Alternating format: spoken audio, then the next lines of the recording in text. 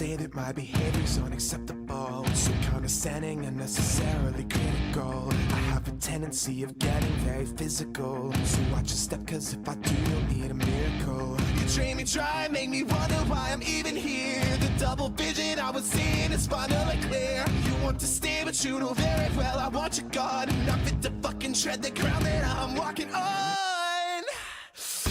When it gets cold outside and you've got nobody to love, you'll understand what I mean when I say there's nowhere we're gonna give up.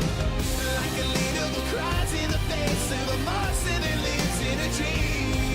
Yeah. And is there anyone out there? Cause it's getting harder and harder to breathe. And is there anyone out there? Cause it's getting harder and harder to breathe. What you were doing was screwing things up inside my head. You should know better, you never listen to what I said. Touching your pillow and writhing in the naked sweat, hoping somebody someday will do you like I did. When it gets cold outside and you've got nobody to love, you'll understand what I mean when I say there's nowhere we're gonna give up. Like a leader who cries in the face of a monster that lives in a dream. Is there anyone out there? Cause it's getting harder and harder to breathe. And is there anyone out there? Cause it's getting harder and harder to breathe.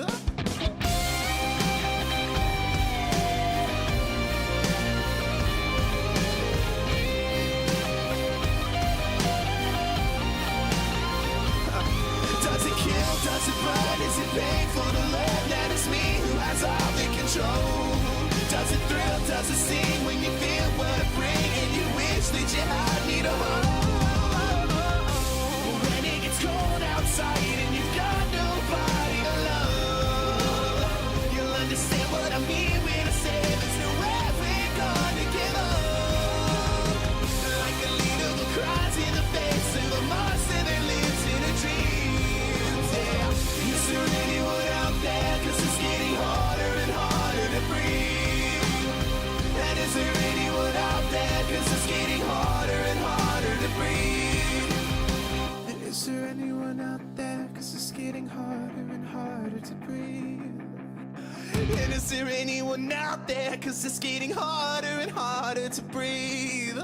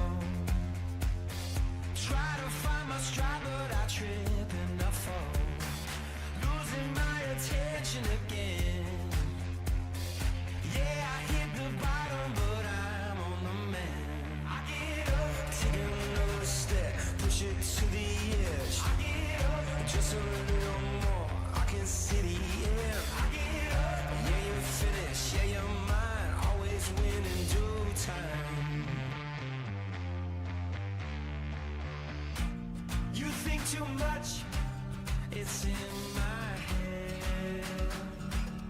So I'm shaking off the rust and you got no trust, it's in my head. So I'm shaking off the rust. I think I broke just a little bit. Walk through the fire, made it back again. Lord knows I tried everything I can. Now I'm shaking off the rust.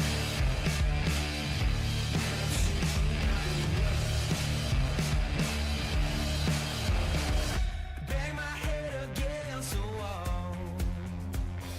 Try to hold a smile, but I'm sick of it all. Everyone with something to say. Better hold my tongue or I'll make a mistake. I get up, show 'em what I do, show 'em how it's done. I get up, never turn it down, never gonna run, I learn. You think too much, it's in my head. So I'm shaking off the rust and you got no trust, it's in my head. So I'm shaking off the rust. I think I broke just a little bit. Walk through the fire, made it back again. Lord knows I tried everything I can. Now I'm shaking off the rust.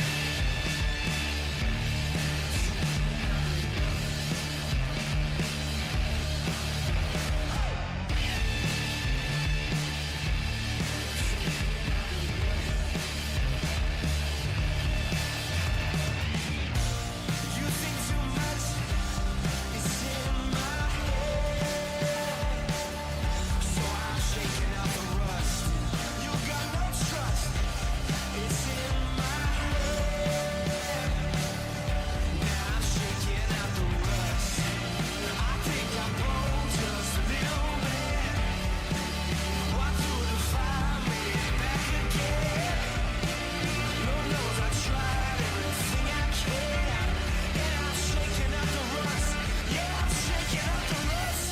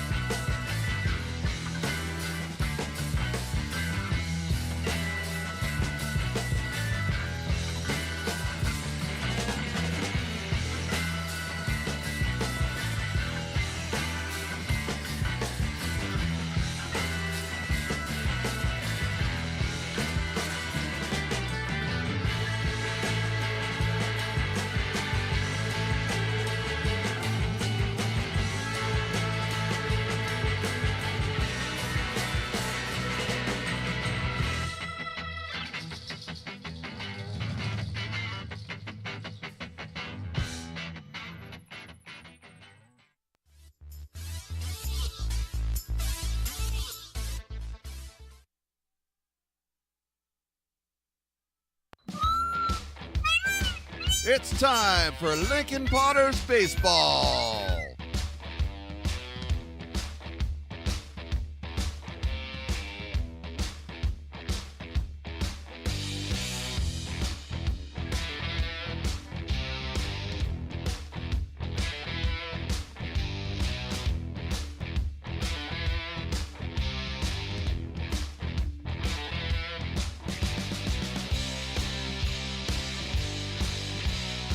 Now let's potter up to the booth.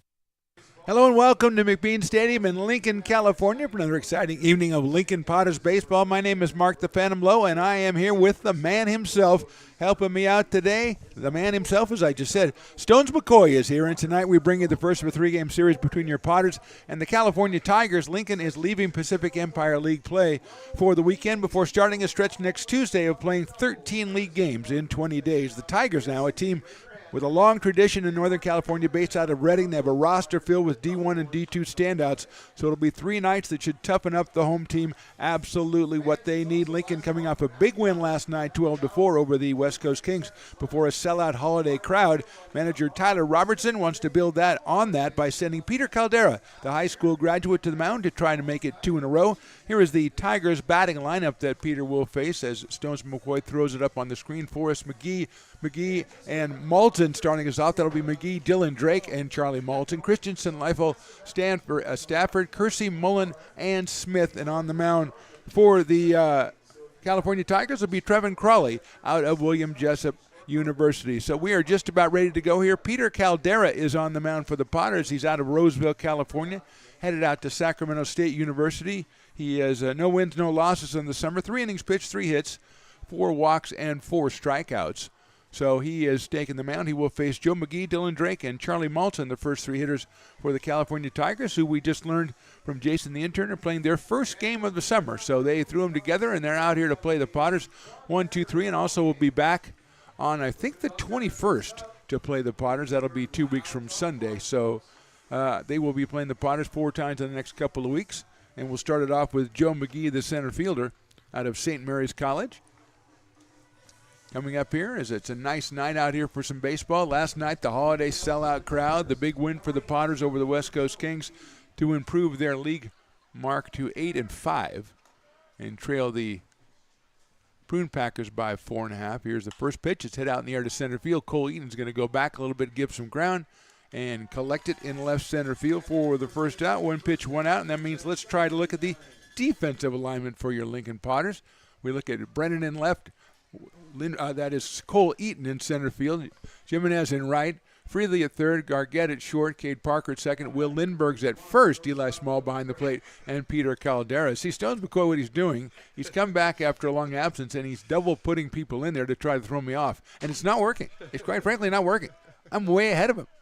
He's been out doing real work, and I've been here doing this. And so I'm way ahead of him as Drake takes inside. Inside again. Some disagreement in the booth already over where the first pitch was called a ball or a strike. Stones was trying to clean up his work that he did before the game, so he can't pay attention. That one is in there for a call strike, so it's 2-1 because he didn't make all that movement on the first pitch, so we know it was a ball. Charlie Malton to follow. Dylan Drake out of Sac City College. Breaking pitch is fouled off, so it's 2 balls and 2 strikes. That foul ball brought to you by Astro Air of Lincoln. Astro Air design where you feel the difference. 2-2 on Dylan Drake, just getting started here.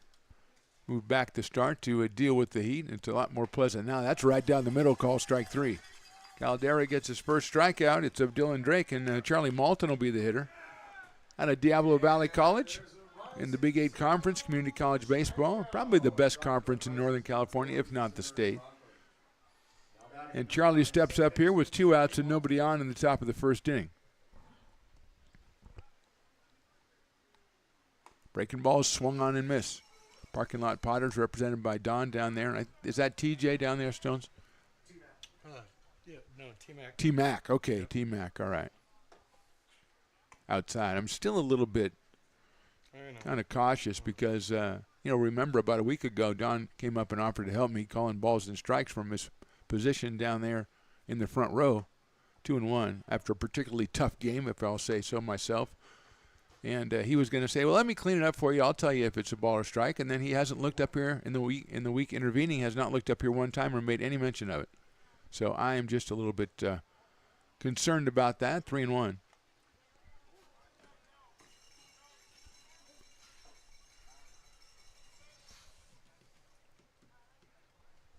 Right down the middle, 3-2. Stones, I know you haven't been here in a while. You'll see that the shaved ice is coming out at an alarming rate.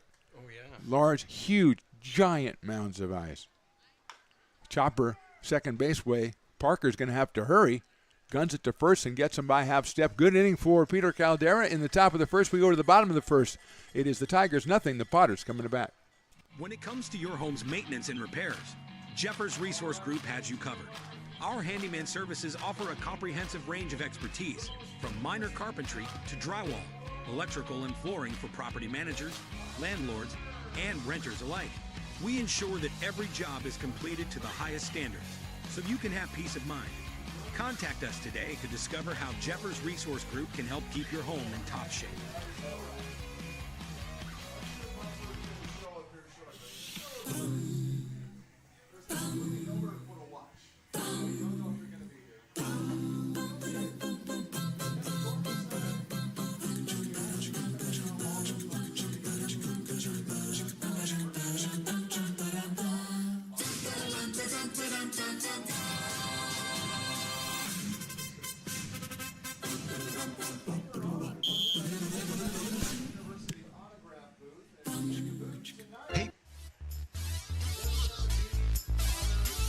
Bottom of the first inning from McBean Stadium. Mark the Phantom Low along with Stones McCoy bringing you this one. Willie Preston, of course, doing the PA duties. Over on the intern side, we've got Carson, of course, but Nia is taking over on the point streak, taking over for Jason, who's, I think, down doing the photographs again. And that's Stones, I'm going to warn you on this one right now. Yesterday when he was down the field doing photographs, he came up here because he was so hot and sweaty. He took his shirt off up here in the booth. So I don't know that he'll do that again, but I just want you to know this is not a cush job like it looks like from the outside. There are some things you've got to deal with, and you need to know about it right now. Oh, thank you. Yeah, I agree. It's the thing that I could have easily docked him a couple of places in the intern ranking for. You should. But he had given me valuable information before that. And so I had to, you'll see. There's Piper the Peacock. We're working out. It looks a little thinner today. Yeah, kind of does. He does. Maybe one of those, maybe the Atkins diet or something, one of those bad diets. There's many of them out there.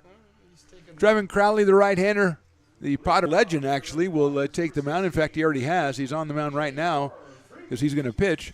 He is out of William Jessup University. The right-hander will face J.R. Freethy, Caius Gargett, and Peyton Brennan. We'll take a look at that Potters lineup right after this first pitch here to J.R. Freethy. I'm sure that Stones has put a Easter egg in there for me, but I'll try to get through it the best I can. Crowley's pitch is a strike. Freethy, Gargett, Brennan, Small, Parker, and Eaton. Will Lindbergh is at first today. Zach Chamiso, the Lincoln product, is batting eighth, and Jack Jimenez out of Whitney High School is batting ninth, and Stones is excited he was able to do that without a problem. That is how far he's fallen, ladies and gentlemen. He orchestrates the whole thing, and now he comes in after a couple of weeks, and I got the lineups on the screen. There you go. Yay. Hey, Stones, yay. 1-1. JR takes inside. JR 351 on the season. He is out of Rockland, California, University of Nevada, Reno. He has a home run and 7 runs batted in, playing over at third for the Potters tonight. Actually, Tyler Malone is piloting the Potters. Tyler Robertson away from the team for a couple of days. Breaking ball in there for a strike. Malone down at third base. I was going to say, is that Mike at first base, Nia? It's Mike Lavinier. He's just the funnest coach's name to say. Even if you say it wrong, it doesn't matter. That looks like Logan Bell. Oh, jeez. Why is everybody trying to... Logan Bell's at first. Logan Bell is coaching first. I asked Nia, and she said that was Mike. Oh, and Mike at third base now. Okay, this has gone off the rails already. Piper's lost 50 pounds, and I have no idea what's going on. That's inside. Freethy goes to first base. Maybe I should be more, when I ask Nia a question, maybe I'll have to be a little more specific. I thought she knew I was talking about first base. So Logan is kind of going cash today, huh? He's like in Stones McCoy out there. He's better. He pitched his one inning for the week yesterday, so he's probably going to take the rest of the weekend off. Here's Caius Gargett. He's been up twice. He's got 2 hits. Okay, he's doing pretty well. He scored 2 runs, and he's driven in 2 runs. So pretty impressive. Out of Anderson, Indiana. which is a good hometown, but unfortunately doesn't qualify. It's like an Olive Branch, Mississippi, or Rockwall, Texas, or a couple of other ones. There goes the runner. The pitch is outside. The throw is going to be on a hop, and sliding in safely is J.R. Freethy with the stolen base. Maybe we can look at that defensive alignment. Stones of the California Tigers. Behind the plate, Tyler Kersey. Mullen at third, Drake at short, Malton at second, Stafford at first, Christensen in right, McGee in center, and Christian Smith in left. And Stones, that's 2 in a row. Yes. You are on a roll. If you hadn't helped Ania make me look bad, you would be in my good graces right now. I'm never in your good graces. Showing bunt outside. I believe that is 3-0 now. I have 2-0. We all have 2-0. Okay, then I said, well, it's 2-0. I don't care anymore. You guys just do it. I'll just watch the guy with the huge shaved ice down there. Peyton Brennan on deck. Had another home run last night. That's fouled out of play. 2-1 on Kais. Had a great defensive play up the middle yesterday and fouled on the next batter by going into the hole and making a very long throw to first base and missing getting that runner by a half a step, so almost put 2 of them back to back in the shortstop spot. Left-handed hitter has Freethy at second base, just getting started, bottom of the first. Crowley misses outside. 3 balls and 1 strike. Lone cowbell in the wilderness. You can hear him very well.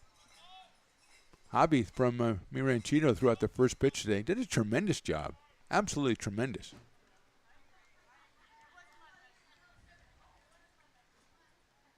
Ball 4. He's wearing the giveaway hat today. So how would you describe this? Like a sun hat? Yeah, it's a, first of all, it's a backpacking hat. So it's so small you can just put it in your backpack. So it folds up. But it folds up like your sunshade in your car. But it covers you pretty well, right? But it is. It's a pretty nice hat. Hobby was wearing that out on the mound, and Willie kept saying, okay, Hobby, first pitch. And Hobby would just stand there. Okay, you can throw it now. Okay. And I was like, he's soaking it in, man.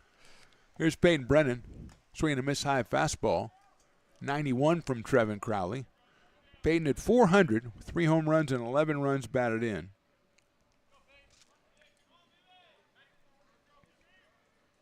Had one to left center field last night against the Kings. The Kings had closed from 9-0 to 9-3, and Brennan hit a 3-run homer to make it 12-3. There's a nice-looking breaking pitch. Catches the outside corner, 0-2 on Peyton. He's followed by Eli Small for the Potters.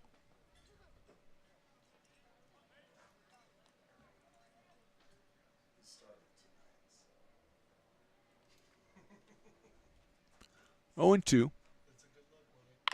There's a chopper out towards shortstop. Over to second, they'll get 1. The first not going to be in time. The throw gets away, and coming in from third and scoring the first run of the game is J.R. Freethy. So Garganta's out at second base. Fielder's choice and an error on the throw by the second baseman. And Brennan is at first base. 1 run scored, 1 error on the Tigers, and here is Eli Small. Eli also from Elkhorn, Nebraska, just like Cole Eaton. And Eli is hitting at 265 as Brennan has a nice lead over at first base. Crowley's going to throw over there. A nice spin and throw, but not in time. Eli from the University of Kentucky. Cole Eaton from the University of Tennessee. Cade Parker to follow Eli Small. Eli in the cleanup spot today. Potters have scored once on the throwing error. Fastball misses at 92 from Crowley. Crowley out of William Jessup University, where he is coached by Potter legend Brock Raggets, who embarrassed himself last night with his outfit, but it was 4th of July, so we'll let it go. There goes the runner, swing and a miss. The throw is on a hop to second. It's not going to be in time. So we're going to have a meeting at the mound for the California Tigers as we've just got underway. A couple of walks, a throwing error, and now a stolen base, and they're going to probably get together. Remember what we said, the Tigers, this is their first game they played on the season, so they're working out some kinks here. Guys working together coming from 4 or 5 different colleges and community colleges around. Sac State, Consumnes, Sierra, Sac City, Jessup, Folsom Lake, St. Mary's, UC Davis, a couple. So you're just getting used to each other. Potters, as we said, I believe game number 33, 25-7. Overall, 8-5 in Pacific Empire League play. Just learned Pacific Empire League playoffs, which are at the end of this month, are a 3-game series between the first and second place teams. So the Potters right now are in second place by, I think, 2 games over the Solano Mudcats. So they want to get in those top 2 positions. Here's Eli again with a 1-ball, 1-strike count, but now Brennan at second base.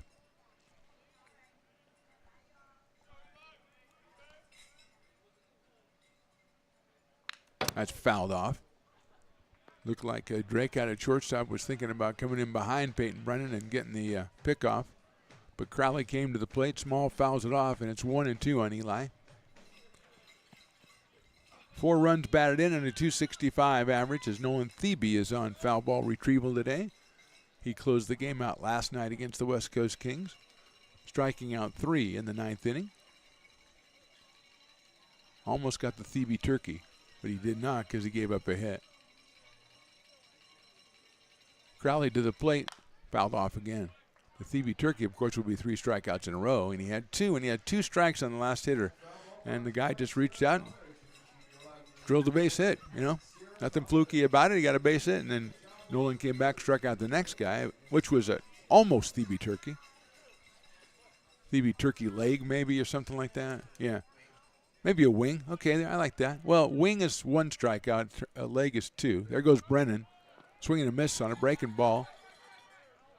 They're going to have to hurry to get Eli at first, and they're not going to do it. So Kersey coming out there trying to find the ball, and he's looking over at Brennan at third base.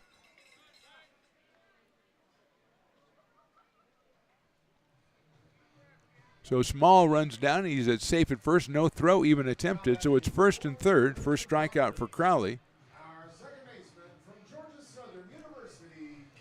So here's Cade Parker, who actually has the team lead in home runs, which I didn't realize. He got 1 on the road, so it is 5 home runs and 18 runs batted in to go with a .273 average for the second baseman out of Panama City Beach, Florida, and Georgia Southern University.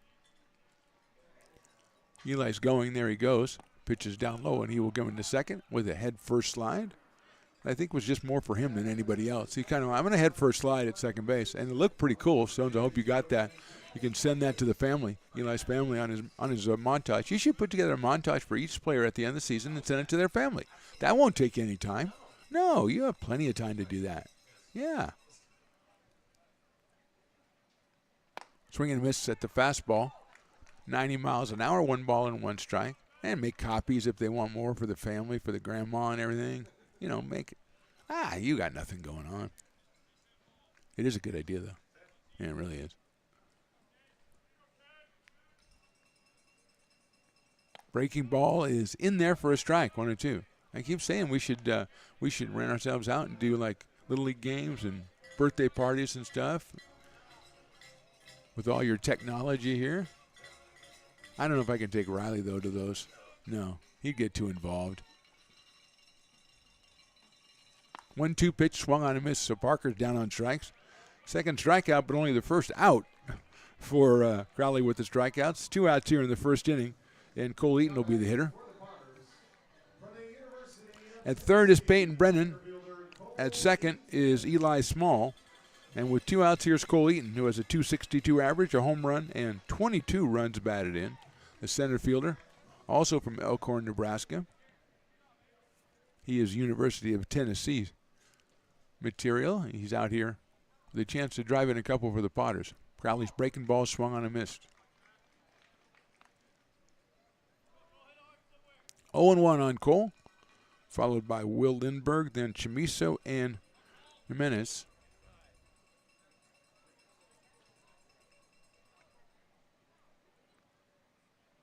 That's fouled out of play so quickly, 0-2.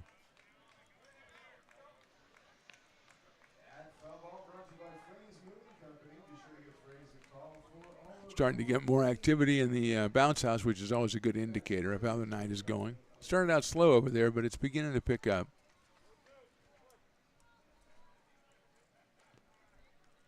I can't have to keeping Riley in here. He always wants to go down there, go through it. Fastball misses outside, 1-2. He's easily swayed. He gets, you know, got a little bit of problem concentrating. Then I just say, fat cat, and he goes down and gets himself. Yeah, exactly. Well, I think he inherited that from you. That's not subliminal. It's just like blatant out there. Well, he does enjoy the Mi Ranchito as well. Breaking ball gets away, and here comes Brennan from third base, and he will score on a pass ball. Moving to third is Eli Small, a breaking ball that just got away from Kersey behind the plate. It'll be 2-2 now on Cole Eaton. Potters with 2 runs without benefit of a hit, a couple of walks, a couple of errors, and a pass ball. 2-2 pitch. That's high. All three. I got a guy behind the screen and almost took it right in the chin. As he evidently figured that net was going to protect him. And the net said, that's 90 miles an hour. I'm going to give a little bit here, sir. 3 balls and 2 strikes.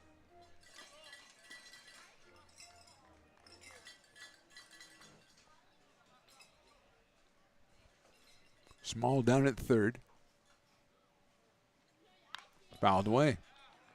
We'll do it again, 3-2 with Lindbergh waiting on deck.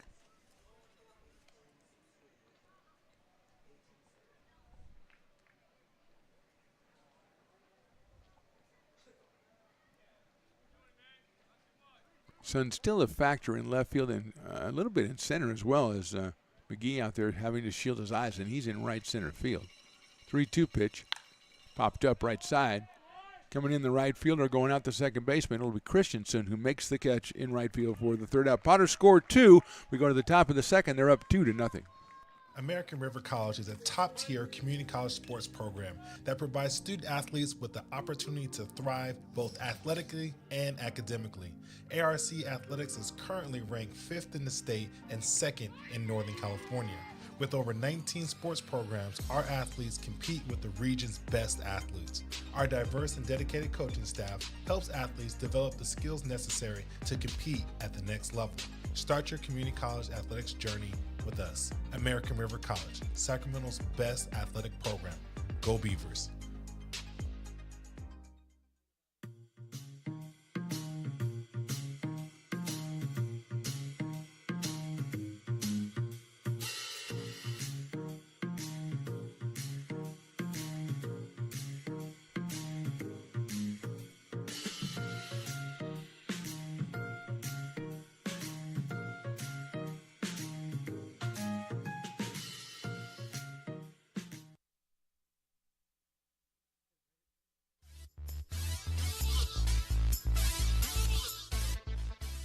Top of the second inning, Potters on top 2-0. Peter Caldera back out on the mound. He went 1-2-3 in the top of the first. It'll be Chase Christensen, Nate Leffel, and Sean Stafford, the first 3 hitters for the Tigers. Potters and Tigers meeting up again tomorrow night, 7:35. It was originally a fireworks night. It will not be a fireworks night. And then that will be rescheduled for later in the season. And then on Sunday, also 7:35, first pitch. And next week, the Potters just hit home twice, Tuesday and Thursday. Those are right now scheduled for 6:35. But keep your eye out for maybe moving those, as I think Tuesday is supposed to be 102 and Thursday 106. So that well might be pushed back, although it says 6:35. Is it 102? What does it feel like, Stones? It feels like 101, so we're in good shape. So right now it's 101, and it feels like 101. Oh, similar to the actual temperature. Well, thank you for explaining what 101 means. Thank you. Thank you, Mr. Phone. Hit sharply out to shortstop. Backhanded out there by Gargett. Throws it across the diamond on a hop. Does he get him? No, he doesn't. Safe at first for Christensen. He's going to get an infield single.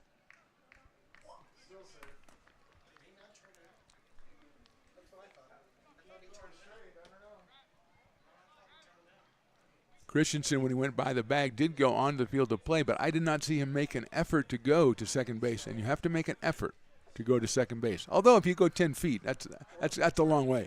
If you round the turn, there's going to be a coach going asking the umpire, but I'm not going to try to get the answer from Nia. Well, no, I mean, because in this situation, he's just going to have him ask, because I think the home plate umpire was watching him run down the line, and I think he did see him turn in. He did turn into second base. Now, I don't think he went, the requisite 10 feet that you said, but he did make that left-hand turn. I thought what happened was he tried to reach out to get the bag, and when he hit the bag, he kind of came up and kind of wandered out a little bit to the left. As a result of that, that's what it looked like to me, and I didn't see him make any effort to get on there. Now, of course, if you go too far onto the field, it doesn't matter if you're making an effort. If you go, I'm just wandering out here, don't pay attention to me, nothing to see here. I'm just looking at the grass. Yeah, so obviously the Potters had to go ahead and slap the tag on and ask. You have to. And Tyler Malone, the interim manager, again, I think it was him out there. I don't want to get in trouble again for having the wrong guy. And he is safe at first. So there we go. We talked about it. Everybody chatted it up, and we all came to a conclusion, and some are satisfied and some are not. Here's Nate Leffel. Nate's the DH today. Comes out of Las Madonnas College down in the Bay Area. Left-handed hitter with Christensen at first base. Takes outside for a ball from Caldera. The recent high school graduate out of Roseville, California, headed to Sacramento State. Short lead at first. Pitch sails high and outside, 2-0.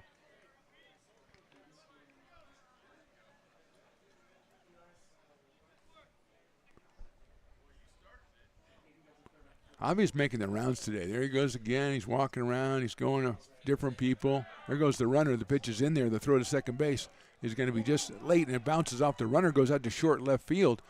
Picked up the throw to third. He is safe at third base. So Christensen gets credit for a steal. It'd be an error on the catcher with the throw that allows him to get over to third. First error for the Potters. And it puts Christensen at third base with nobody out. Leffel 2 balls and no strikes.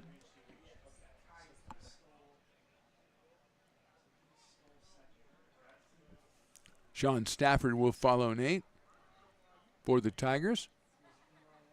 Fastball is inside, ball 4.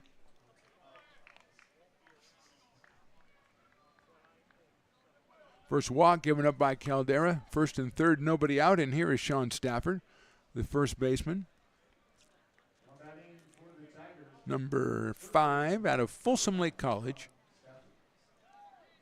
So Folsom Lake College Falcon Sean Stafford up here with a chance to do some damage for the Tigers. Top of the second inning here from McBean. That's it out towards second base. Going to go to second for 1. Gargett to first. That's a 4-6-3 double play. 2 outs.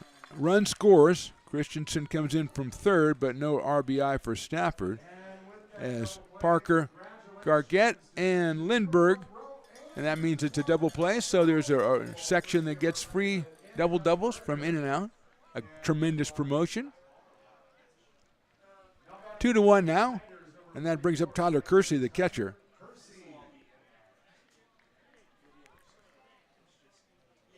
Kersey out of Sierra College takes the breaking ball outside. 1 ball and no strikes. He's followed by Jamie Mullen. And then Christian Smith for the Tigers. Fastball is on the corner for a strike. 88 from Peter Caldera.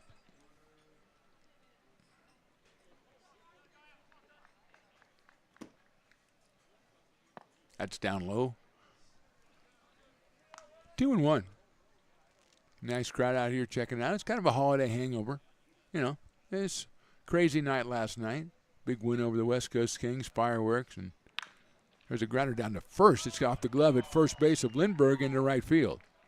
That one kind of ate Will Lindbergh up at first base, and Kersey is on.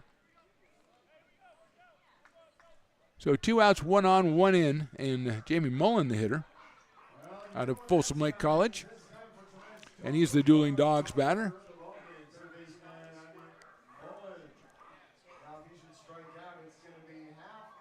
So the big third baseman steps in with 2 outs and Kersey on at first base. If he strikes out, half price on all Dueling Dogs products for the remainder of the inning, and it's 1/3 of the way there with that call strike.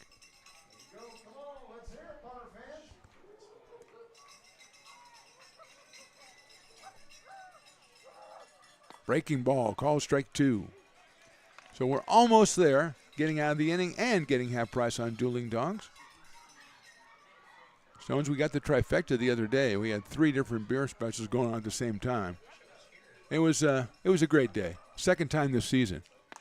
Watches that one outside. Second trifecta we hit this season with Farmers, Founders, and Dueling Dogs. I think it was Loomis Basin, though. Loomis Basin, Farmers, and Dueling Dogs. Yes, we did. Foul back to the screen. So we could get an in and out giveaway and half price Dueling Dogs in the same inning. Hey. No, you don't order in. What do you? You have to be in the right section to get the half price. Swing and a miss. He got him on strikes. Half price on Dueling Dogs. 1 run for the Tigers. We go to the bottom of the second. Potters on top 2-1.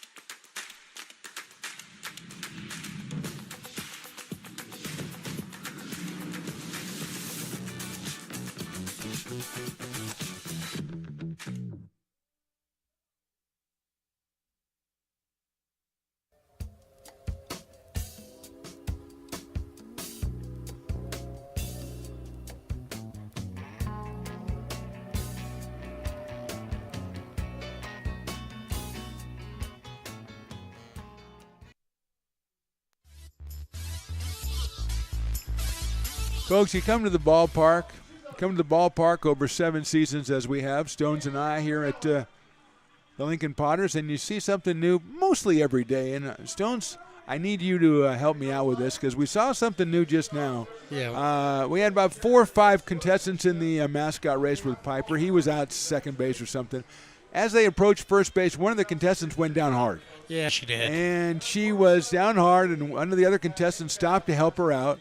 And then 2 of the other contestants saw that, and they came back over. And then one lone guy kind of kept running, and Piper came over, and the race basically almost didn't finish. And then one guy went, wait a minute, I could win something, and he ran away and won. I mean, so I'm not sure where I come out on this because I am too. I agree. I would have maybe stopped and turned around and run back to first base to assist.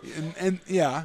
However, depending on how far my lead was, I mean, he was between clearly second ahead, and third, you know? And it's like, at that point, do you just stop and turn? Well, here's the thing, though. I mean, think of it this way. If everybody stops and if he goes back and helps out, then starts running again when it's done, nobody's going to – he already had the lead, so he's the fastest. That's true. So all he has to do is make sure everybody else is over there. Yeah. Then he can go over there and look around and go, I'm concerned. And bam, boom, he's around gone. the thing, picks up the – because – Piper was long gone. I think that's what we learned today. Piper was going to get a cheeseburger or something because he looks skinny. And he really does. There he is right there, yeah. I hope he's not dizzy or something. I think he's okay. Everybody seems to be okay coming We'll go out of the interview race. him. I think we need to get Piper up. He's probably breathing hard, and he gives a high five to Matt and looks like he might have shattered his forearm. So I don't know. All I'm saying is maybe, here, park my car, get my clubs, and put on some weight. You know what I'm saying? Huh? Okay, all right. Hey, Wang, it's a parking lot, you know? And the tremendous Don has shown up. Oh, Don. Brought the greatest Don, treats come ever. Come here. Yeah. Get over here. Give him the mic. Come here. Don, listen, I got a bone to pick with you, brother. You're the greatest. We all know that. About a week ago, you came up here, and you offered to help me call balls and strikes from your position down in the front row. Yeah. Since then, you have not looked up here one time. You didn't help me with one pitch that night. You came on and you were talking to your friends and you were enjoying yourself. You did not call one pitch. You didn't give me one signal, one heads up. What's going on with you and I? I did, but you were probably looking over here to your left. That's good. That's your Or answer. you could have been looking at the umpire. I was, and I'm Because- looking down to you to try to get help, and you're looking the other way. You got a beer in one hand and, a beer in the other, and you're enjoying yourself out there, and I don't begrudge you that at all, but if you're going to give me the help, give me the help. Lindbergh hits one on the left center field while we're chatting with Don. That'll get down and go over the fence for a ground rule double. Why didn't you call that? Why are you not doing that? I didn't want to cut you off. Yeah, I know you didn't because you're a very nice fellow. But I realized that you never had speed reading in school, so I had to give you just a little bit of time. You had to give Kind me of like that umpire when he calls a strike. Yeah, but you even gave me your pretend call that you were going to do if you were disagreeing or what you were going to let me know, and it was a violent movement with your a right arm that would have knocked people over, and you Yes. didn't even do that. I looked for that, and I didn't see that. You know, it might have been too hot that night, or it could have been the alcohol. Was blurring my vision. Folks, that's Don, Parking Lot Potters, the best. One of the greatest Potter fans of all time, clearly on the Mount Rushmore.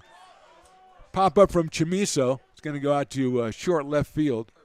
Smith will make the catch, had to stick with it, and Zach is out on a fly ball to left for one out. Well, that was truly inspiring.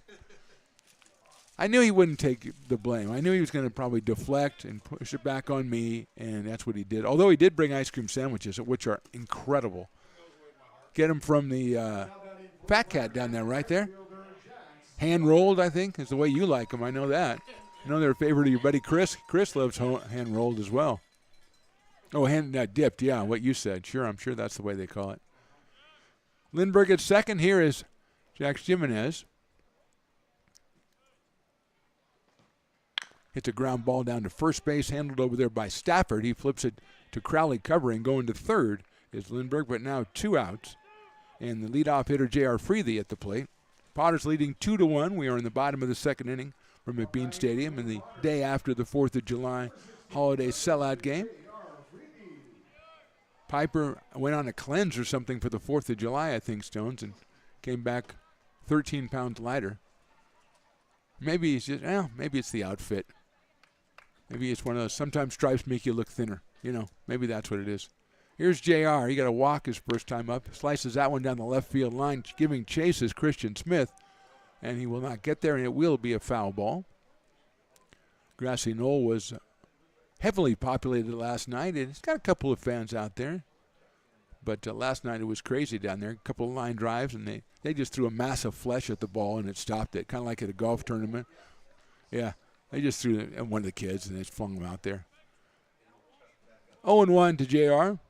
351 on the campaign for the third baseman out of Rockland, California. Crowley's delivery is lined down the left field line. That one might stay fair. Smith on the run, makes the dive, can't get there. It'll go to the fence, rounding first, heading for second. JR's thinking about 3. Smith comes up with the ball, and JR's going to have to go back. He's got himself an RBI double, and the Potters lead it 3-1. That's 8th RBI of the season for J.R. Freethy. He kind of tried the area out on the foul ball, said, I got a little bit further to the right, and he nailed it. So are you just going to make a spectacle of yourself, just laughing and yelling at people through the window and eat your ice cream bar, hand-rolled? Here's Caius Gargett. He walked his first time up. The shortstop out of Anderson, Indiana.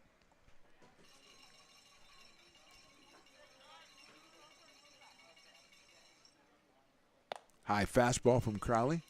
90 miles an hour, 1 ball and no strikes. Peyton Brennan to follow. Potters with a double from Lindbergh and a double from Freethy here in the inning.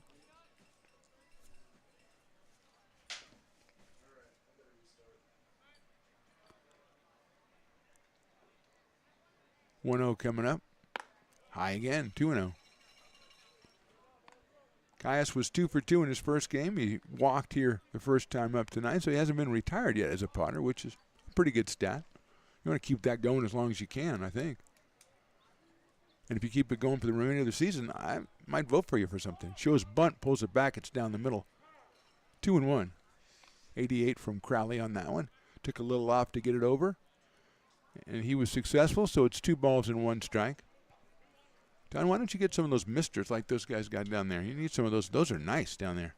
That's the Russells. My buddies, the Russells from my trivia team over at the tap room. That's fouled off. Of course, when they're out here missing the games because they're at the Potters, and I'm at the Potters, and our team's doing great. They won last week. They say, oh, yeah, no, we miss you. No, you guys are great. We love you guys. Yeah, you're fantastic. Maybe when you come back, you can be on another team. Maybe that would be a good thing for you guys, because we seem to have our team pretty well down. And it's getting so that Zach, my son, on the team, he doesn't even tell me anymore. He just kind of keeps it from me. Hey, Zach, how'd you guys? You guys must not know. No, we won. It was okay. Yeah, we won by like 12 points. Yeah, we got everything right. We didn't need you. 2-2 coming up. Fouled off. Back to the screen and into my ear, seemingly. Close to the Stones Broadcast Network cameras, but not real close. Riley gets very fidgety when it gets too close. He's been known to yell at players, you know. They don't know that it's a city ordinance. If you get too close to the cameras, you can be fined by the city of Lincoln. That's the only two things they do is put on the parade on the 4th of July and fine people that get close to your cameras. 2-2 coming up to Caius Gargett. Breaking ball. Many people thought it was a strike. The umpire, not one of them, and that's kind of the person you have to convince. So it's 3-2. I think the umpire knew that Caius had not been out yet and figured if he let it go, he must have had a good reason. They used to say that about Ted Williams. Ted Williams let the ball go. They'd say, well, he's got such a good eye, he must have been a ball. 3-2. Pick up at second, and a great job by the shortstop, Drake, to keep that one from going out into center field as the throw sailed on Crowley. And Drake got up, kept it in the infield. So a little excitement for no result. And we come back to the plate where it's 3 balls and 2 strikes on the hitter, Gargett.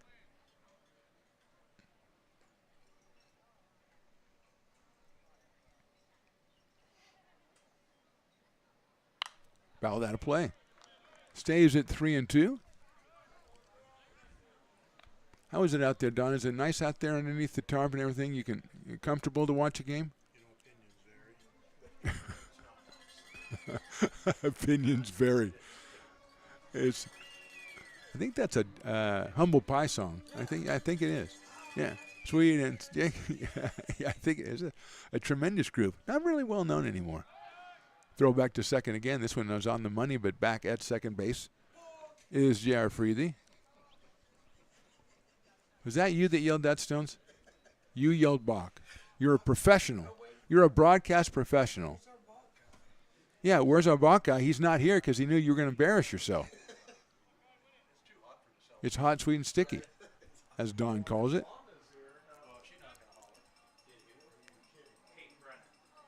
Ground ball out towards second base. Picked up by Malton. Over to first for the out. Potters score once in the second. We go to the third. They're up 3-1. This job is the Esplanade at Turkey Creek phases 4 and 5. Our scope of work for this project is full scope, so we've got all the underground, all the joint trench, and all the topside included with it. We're putting in sewer pipe, manholes. We're not doing services yet. We go through and do all the main line, and then we come back and do all the services after that. I would say this project right here, the one we're working on, is probably about a 2-month project. It's very costly to the developer, so beating the schedule is very important, more important than most projects. It's got a lot of groundwater, so we've got an extensive groundwater pump system in place. It's just cool to be a part of the built environment and know that for the next 100 years that people are going to use and enjoy what we've created here today.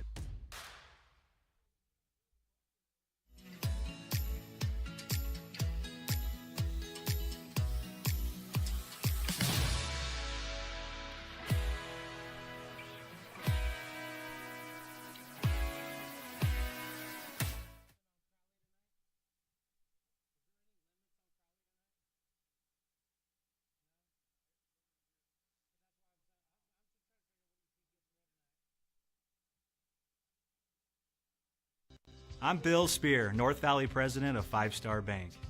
In a time when business can feel so uncertain, we're here for you every step of the way. I know they have a lot of bells and whistles within their bank, but just the relationship piece here locally on the business side is huge for us. Five Star treats us like we're number one. They're right there with suggestions, with help. So I have to bank with people that have our mission in mind. We're Five Star Bank. How can we help you? Top of the third inning, Peter Caldera warming up for the Potters. The squeeze filled the bucket game down the first base line. I didn't see anything happening momentous down there, Stones. That's a tough game to get. It's a very difficult game because you got to come and get the sponge out of the bucket. You go to another bucket, and you got a guy with a bucket on his head. There's a lot going on. I've seen it done well, but it's a lot going on. It's no spinning bat, I'll tell you that right now. Christian Smith's going to start us off here in the top of the third inning for the California Tigers. He'll be followed by the top hitter, Joe McGee and Dylan Drake. Caldera giving up 2 hits and 1 run so far. He has struck out 2. Smith out in left field. Takes a high fastball, 1-0.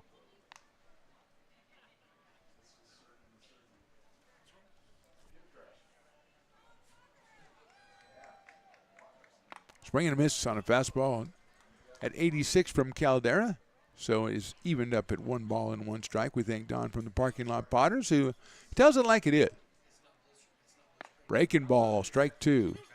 Stones is talking with him about perhaps the Don Corner feature, maybe just weekly, maybe not daily. 1-2. Swing and a miss. Strike 3 pops out of the glove, but tagged by Eli Small. So Christian Smith is the third strikeout victim for Caldera with 1 out. Joe McGee will be the hitter. Hit the ball pretty well to center field his first time up. Flied out to Cole Eaton. So Joe's 0 for 1. Comes to us from St. Mary's College.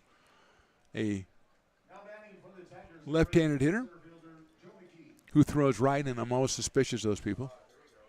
If you don't throw the same way as you bat, I check. I gotta look at your little side eye there.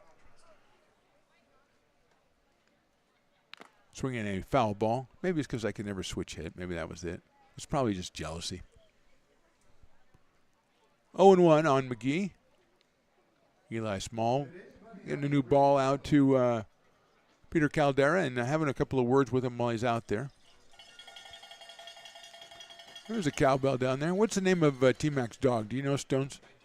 We got to find that out. I would have asked Don, but I don't know. He wasn't answering any questions from me anyway. That's fouled away. 0-2 now on Joe McGee, playing center field for the Tigers in the first of a 3-game series against the hometown Lincoln Potters. Both games following Saturday and Sunday will both be 7:35 first pitch. Sails that one outside, 1-2.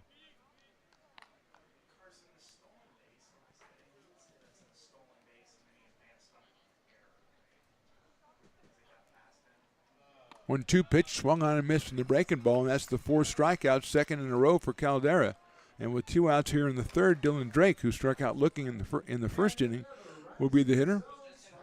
Dylan out of Sac City College, wearing number 51. The Tigers with the orange jerseys, blue underneath the orange, and then white pants. Potters all in orange today on an Orange Friday.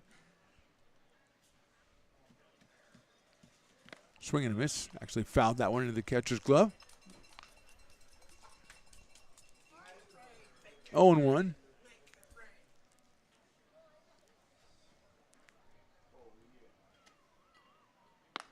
Outside, 1-1. So you can't lean in front of me to wave at your friends in the front row. You can't. I know you've been gone for a while, but Riley would never think of doing that. Popped up left side, going out the shortstop, coming in the left fielder. That'll be Peyton Brennan for the catch, and a good inning for Peter Caldera. 1, 2, 3 in the third. We go to the bottom of the inning. The Potters on top, 3-1. Hi, Bill Evans, president of the Placer County Association of Realtors. We're in the store, our conference facilities, an amazing team help us keep together an amazing organization, and we thank them all. This organization can't do what it does and can't run the way it runs without the help of so many members volunteering their time. The success of the Placer County Association of Realtors is largely dependent on our active volunteer members to help our organization and industry. The work of our committees greatly impacts our ability to champion efforts across the board and giving back to the Placer County community wherever we can. Like all service organizations, I wanted to serve. And getting involved with the affiliate committee was the perfect way to do that. I love being able to serve my community with my business friends and other leaders and give back to those who are in need.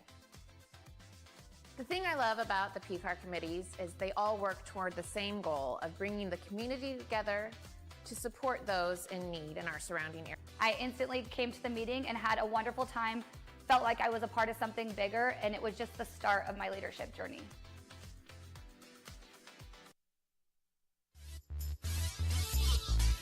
Bottom of the third inning, Potters on top 3-1. It'll be Peyton Brennan, Eli Small, and Cade Parker against Trevin Crowley, who's given up 3 runs on 2 hits. 2 of those runs in the first inning, I don't think they're going to be earned, with a couple of errors in the inning for the Tigers. But the run in the second inning was earned with a couple of doubles. So here's Peyton Brennan.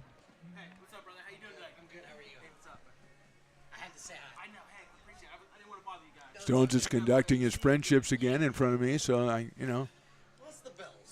know it's Logan's dad. I know that. I wonder if he's proud of his son for dressing casually and coaching first base. I don't know. You say, we want to make the trip out, but we want you not to play. We want you to coach base in your shorts, okay? Would that be cool? All right, great. Brennan, fielder's choice his first time up, later scored a run.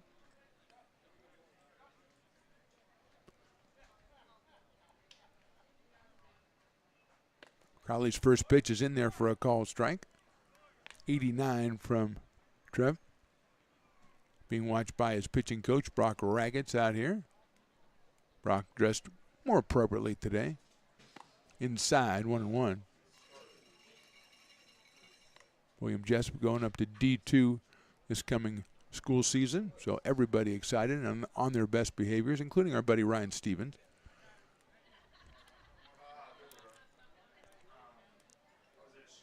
1-1 pitch is grounded down to first base, but it was off of Peyton's foot, I think. 1 ball and 2 strikes. Ryan doesn't usually check in with us unless we do something wrong, and then go, like 9 games ago you said a guy was hitting it to left field and it was actually right field. Okay, thanks, Ryan. Thanks a lot. I'm glad you paid attention. Greatest manager in history, though. And a great guest, too. Great guest. The Ryan Stevens show, Ryan Stevens show was top-notch. 1 ball, 2 strikes on Peyton Brennan out of Rockland, California, and the University of California at Los Angeles, which is Southern California, if you hadn't heard of it. And the home of the Dodgers, right, Stones? Yep. 1-2. Outside, high, 2-2. I think I went to Dodger Stadium when I was like 10 years old. Was it even there? I think it was. Yeah. Sandy Koufax was pitching.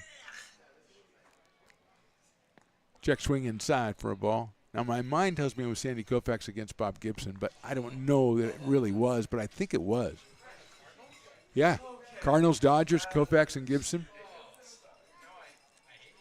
Well, yeah, but it was a long time ago, and I don't remember much of what happened. I saw Sandy Koufax pitch at Candlestick, too. Reaches out, fouls that one away, 3-2. He was my favorite baseball player.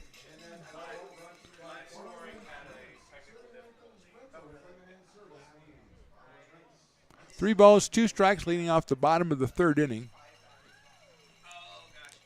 Kevin Crowley on the mound, the 3-2 pitch, misses outside, ball 4.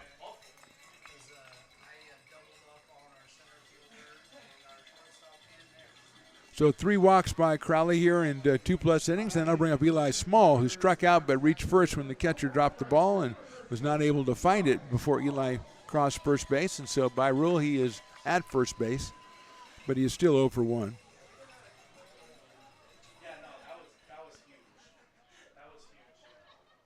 Brennan has a stolen base back in the first. Crowley's going to throw over on him. Ball gets out of the glove over there of Stafford, but it doesn't go anywhere. In case you're wondering about the wobble, is that a wobble, Stones, or a what is that? A wobble, that the Piper wobble that Riley destroyed? Stones came in today with the glue. I don't know if it was Gorilla Glue or not. Over to first base, it was Gorilla Glue. And put it together. I don't know if that's exactly the way it looked. It's actually tremendous. And it kind of looks like he's giving her the shrug emoji now. Let's see how close it is, because we have an unopened one, which we just opened and cost us millions of dollars. outside for a ball. The throw to second is much better this time, but just a little bit too late. Wait, he called him out? Okay. Excellent throw by Kersey behind the plate, right on the money. I thought Brennan got in there before that, but he is out at second base. One out, and Small still the hitter. So, yeah, I mean, it looks perfectly the same, although Piper looks still a little sadder in the one that your son broke. He had a little tear in his eye, but good as new, really. Small takes high and inside. 2-0. See if I can see any difference. Yeah, there's a little bit of difference. Well, I mean, just in the demeanor of a wobble that hasn't had his arm ripped off, yeah. He's a little happier about life, approaches each day with a little more joy. 3-0 on Eli. Well, he's been through a lot. I mean, he just had his arm off, and he's put together by Gorilla Glue, and it looks fantastic. Yeah, I think you should, yeah. Then put him back out in the wild. Yeah, good idea. Swinging a foul at 3-0. 3 balls and 1 strike. Eli getting one he definitely thought he could do something with, but unable to, and it's 3 balls and 1 strike.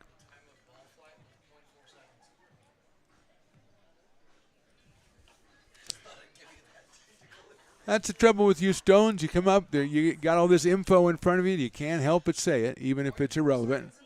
I was in the air for 0.4 seconds. Really doesn't matter. What was the angle, or whatever it's called, launch angle? There's a ground ball to second base. Malton has a nice play at second, goes to first in the dirt and swept up over there by Stafford. A good play all around by the Tigers, and Smalls retired for the second out of the inning. Malton went to his right, picked it up, got up through it to first base, and a scoop over there by Sean Stafford. 2 outs, and Cade Parker will be the hitter. Cade struck out his last time up, came in at 273, and has the Potters lead with 5 home runs and 18 runs batted in. 2 outs here in the 3rd inning.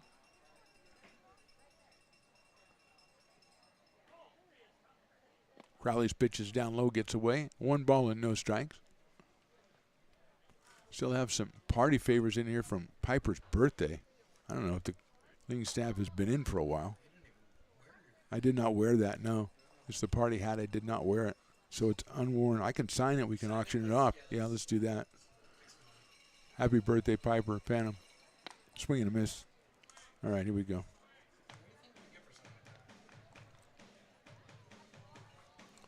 Well, if you sign it, we can bill it as Stones Broadcast Networks.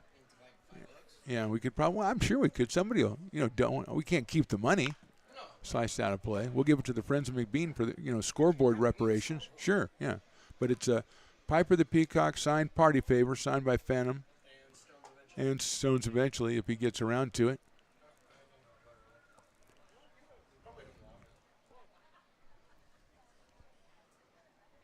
One and 2 on Parker.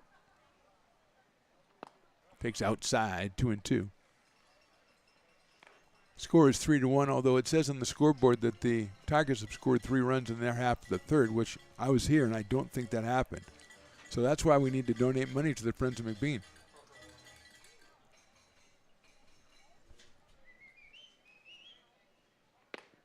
Call strike 3. Crowley gets his 3rd strikeout. We are through 3, and the Potters are on top, 3-1.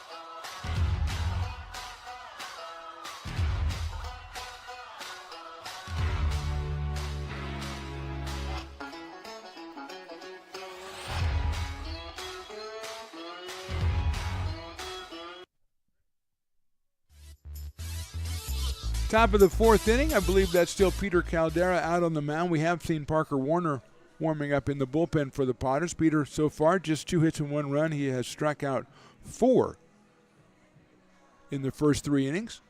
He will face Charlie Malton, Chase Christensen, and Nate Leffel. 3, 4, and 5 for the California Tigers, who scored their only run in the second inning. Potters scored 2 in the first and 1 in the second. We sit at 3-1.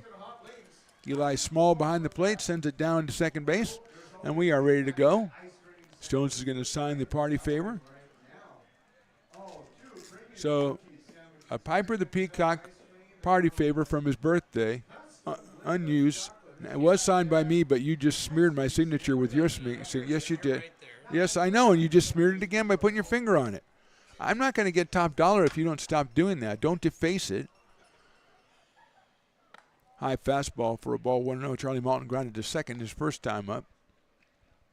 A big chopper that Cade Parker made a nice play on, getting him by a step over at first base. Breaking ball outside, follow that one all the way into the mitt. It is ball 2.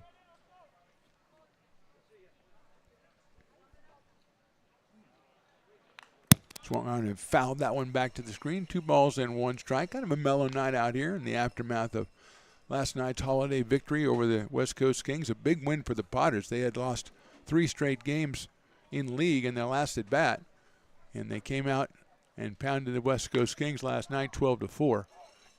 Anthony Martinez was our Old Town Pizza player of the game. Went the first 4 innings, giving up just 2 hits and nothing else. Picked up his 4th win of the summer out of Sierra College.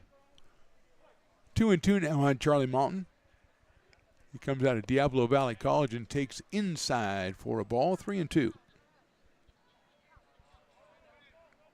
Charlie also a pitcher according to the roster. So we might see him on the mound this week. That's outside, ball 4. So Malton works a walk. That is the second given up by Caldera. And it brings to the plate Chase Christensen, who singled his first time up. So he is 1 for 1. Hit a hard shot out to Gargett at shortstop. Hayes picked it up, threw it to first, just barely, not getting him at first base. Hits that one well to right field. Menace goes back on it and makes the catch in front of the fence for the first out. 1 out here in the 4th, and Nate Leffel will be the hitter. The designated hitter walked his first time up. Around the PEL, Boone Packers up on top of the West Coast Kings in the bottom of the 8th inning, 8-2. Boone Packers would be 14-2 with a win. Crabs and Rogues are going at it. Medford leads 2-1. That one in the bottom of the 4th inning. So here's Leffel. Swing and a miss at the first one. Nate comes from Los Medanos College.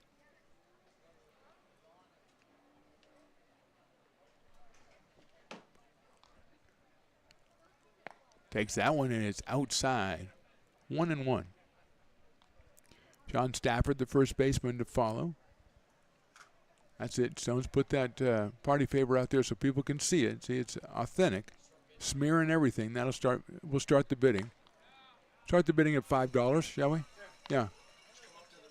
Come up to the booth if you want, or you can come in, send us a message or something on however you communicate online and say, hey, we're in on that because we're raising money.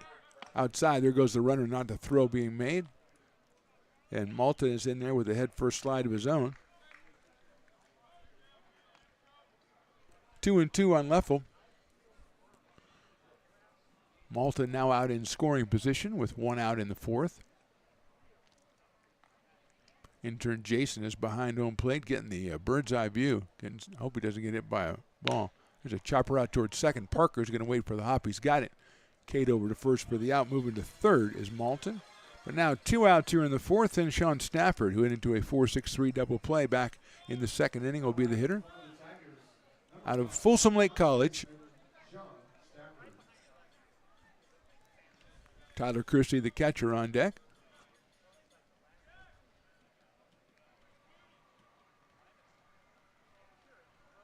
Caldera's working from the windup. That one's in there for a strike. 87 from Peter Caldera, the right-hander out of Roseville, California. Activity in the Potter's pen.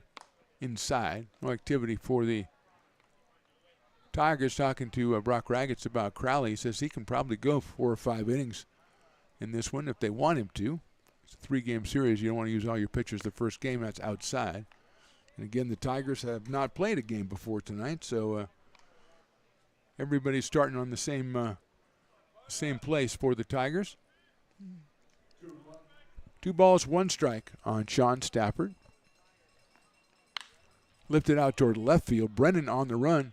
He's making the catch for the 3rd out. So a walk doesn't hurt the Potters. We go to the bottom of the 4th. Lincoln leads at 3-1.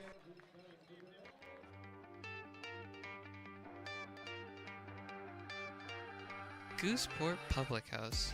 We have sports on 10 big screen TVs, 23 beer taps with classics and crafts, a full bar with creative craft mixed drinks, live music, and most importantly, great fresh food. In downtown Roseville off Vernon Street. Only 15 minutes from the ballpark. See ya at Gooseport.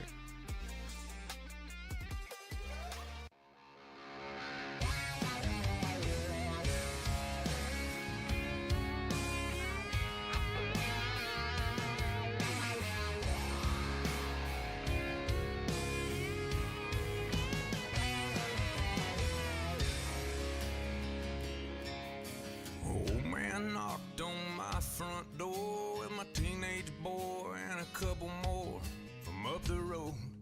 He had them by the collar, said he Bottom of the 4th inning, Trevin Crowley out on the mound for the California Tigers. He'll face Cole Eaton, Will Lindbergh, and Zach Chamiso for the Potters. 6, 7, and 8. Potters with 2 in the first, 1 in the second. Tigers with 1 in their half of the second. That's our scoring as we go to the bottom of the 4th. And there's a QR code right there on there if you want to help and donate to the Friends of McBean, who are trying to get a new scoreboard, kind of like Stones and I are trying to do, out here at McBean Stadium. It is the next step, I think, Stones, you'll agree. I mean, they've done improvements all over the place here at McBean, and I think that's the next thing with dugouts and all this area and all that area, and I think scoreboard's the next place. Absolutely. I mean, all the things that they did just to get us ready for this year and all the improvements they've made is tremendous, but the scoreboard has got to be next. So that QR code's on your screen, folks. If you feel froggy, $1 will take. It will take it all. We'll take anything. We'll take it. We'll even put up the Piper Party favor. We will. Signed by Stones and myself. I'll give it to you for free. First $5 donation gets it. There it we'll is. do it that way. We can do it. We don't care. We'll do anything. Ball down to second base from Kersey. We're ready to go here in the bottom of the 4th. We're just a charitable bunch of guys right here. That's what we do. Stone shows up after who knows how long, and all of a sudden we're giving stuff away, trying to raise money. Crazy. Cole Eaton, the hitter, flied to right field back in the first inning. Cole came in at 262 with a home run and 22 runs batted in out of Elkhorn, Nebraska, and the University of Tennessee against Crowley. High fastball. There is activity in the Tigers' pen. Maybe Crowley, this might be the last inning. He's probably going to finish it up above 50 pitches, I would think. Inside with that fastball, 2-0. He's been up to as high as 91. And that one was at 87. The right-hander out of William Jessup University. Sharply hit to the left of third, into left field for a base hit. Nice dive by Mullen, but he could not make the play, and Cole has himself a base hit. It's the 3rd hit for the Potters off of Trevin Crowley, and it'll bring up Will Lindbergh, who has one of the previous 2, a double back in the second inning. He later scored on a double from J.R. Freethy.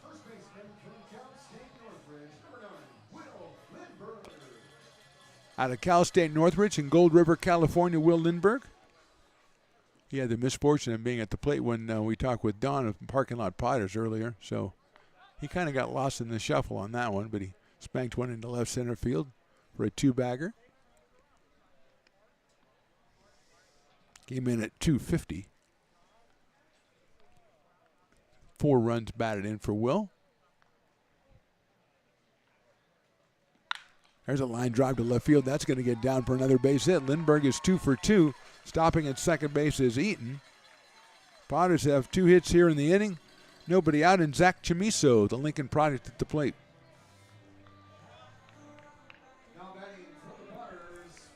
Zach flied to left his first time up, so he is 0 for 1. Came in at 300. No home runs, 3 runs batted in, and limited duty for the Lincoln High product, and also out of Sierra College as well. A great career at both of those places as a Fighting Zebra and a Wolverine.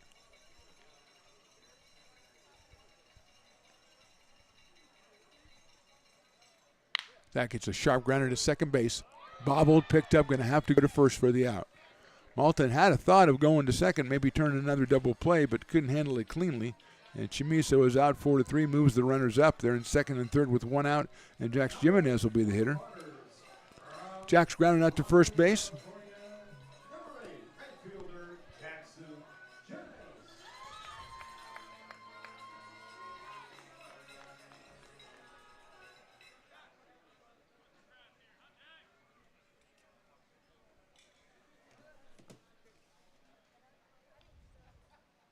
Jax takes a breaking ball and misses 1-0. 1 ball, no strikes on Jimenez, batting the number 9 spot, so J.R. Freedy will follow Jax.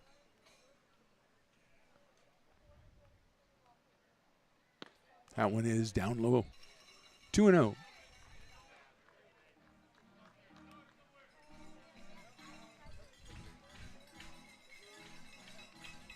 Two balls, no strikes. In at the corners, the Tigers. Jimenez swings and misses. Fouls it off, actually, so it's 2 balls and 1 strike.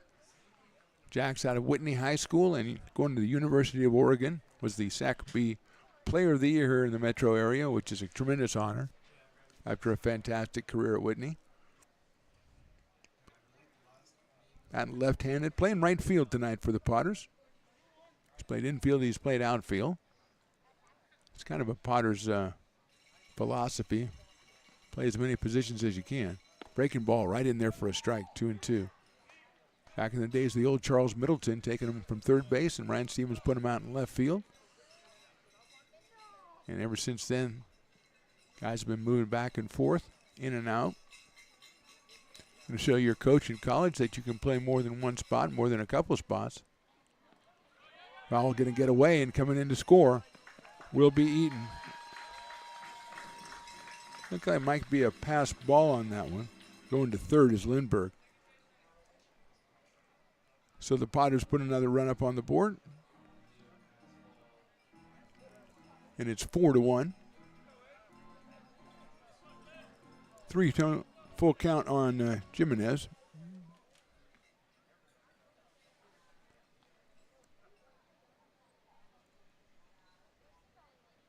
Takes high, ball 4. So Jax works the walk. He'll go down to first base. First and third, 1 run in.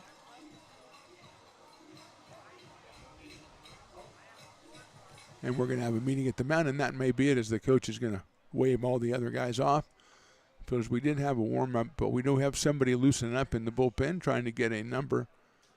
But it doesn't look like he's going out with the give me the ball kind of approach. So maybe not loosened up quite yet in the bullpen. Again, we mentioned it's the first game for the Tigers, so they don't want to rush anybody.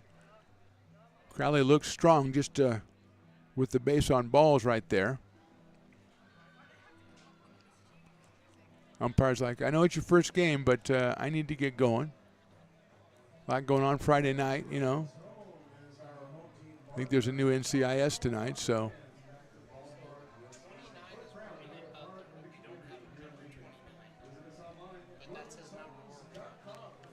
So here's the top of the order, J.R. Freethy, who's walked and doubled. Picked up an RBI back in the second inning. That is his 8th of the summer.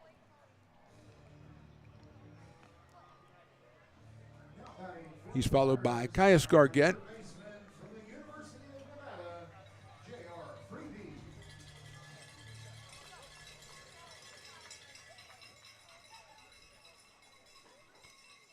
I would say Jimenez is more than a threat to go. I'd say he's almost a certainty to go. Eventually, they're going to go over to first base. Crowley thinking along the same lines.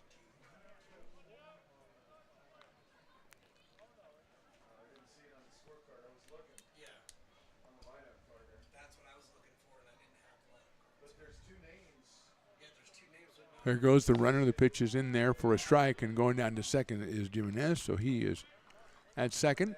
Second and third now. Still just one out here in the fourth. Potters have already scored once.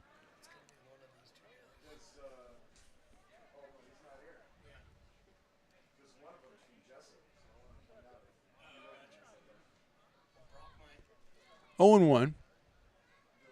Outside, 1-1. Tomorrow, 7:35. Sunday, 7:35. Tomorrow, no fireworks. That'll be rescheduled. I know we were supposed to have the medieval fighting guys tomorrow. I don't know if that's been rescheduled.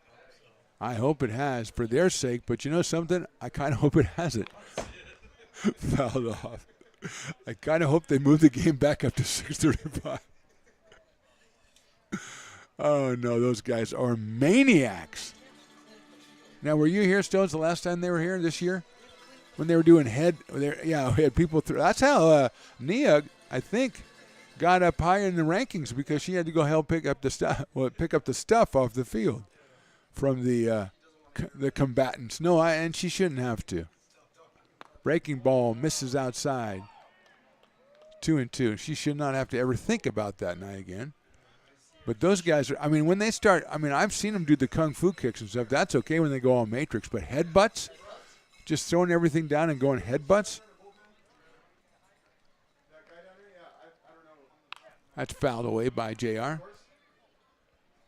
So I don't know that if they're going to be here tomorrow or not. Again, I'm assuming they will because they're nuts. So we think it's Mason Azevedo in the bullpen for the California Tigers out of Jessup University.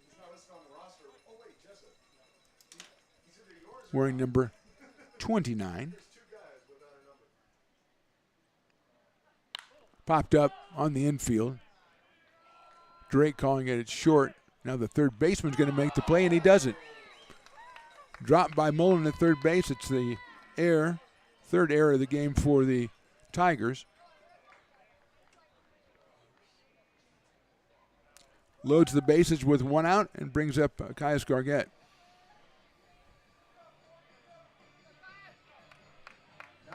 Caius has walked and grounded to second. The first out he's made as a Potter back in the second inning.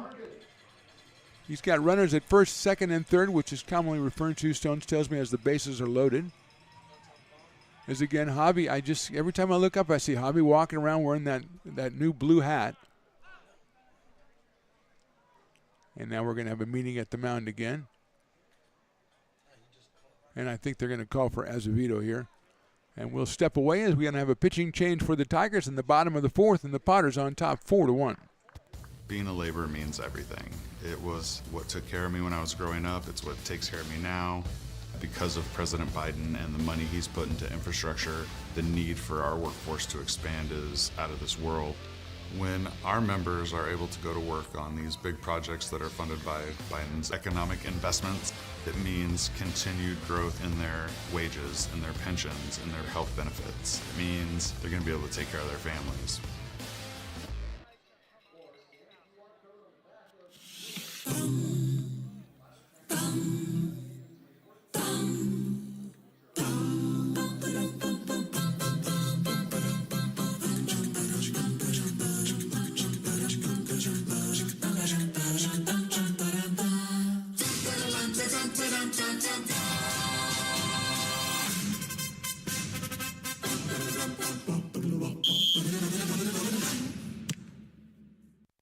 This job is the Esplanade at Turkey Creek phases 4 and 5.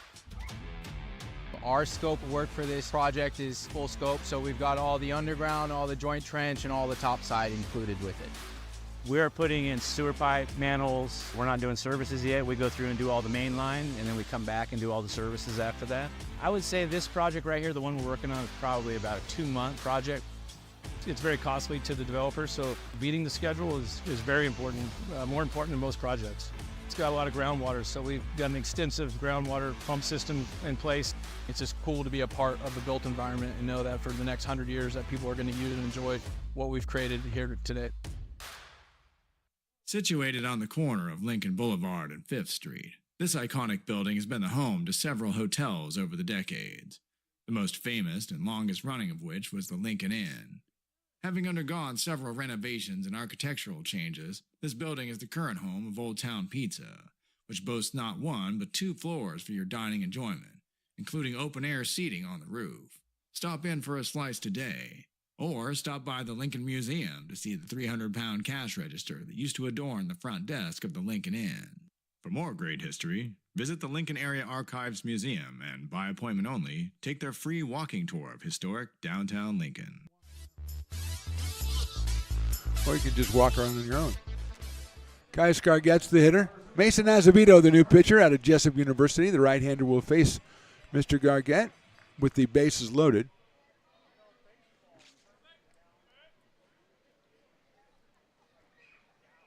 First pitch is in the dirt and it gets away. And here comes runner in from third, and he'll be no throw. Lindbergh scores his second run of the game. Potter's now up 5-1. Everybody else moves up a step. So it's second and third on the wild pitch.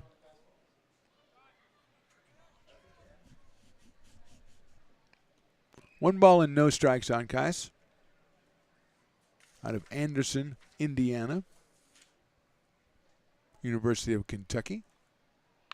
Chops that one foul down the third baseline, so it evens it up at 1 ball and 1 strike. We're in the bottom of the fourth. Potter's now on top 5-1. Potter's with just 4 hits in the game.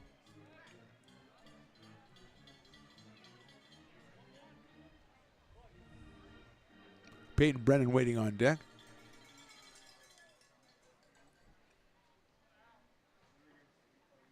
That's chopped out.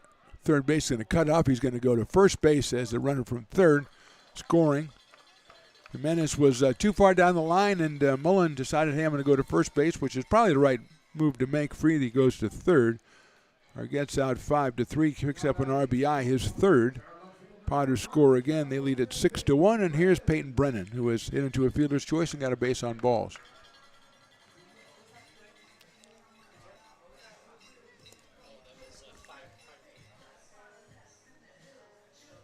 So here's Peyton.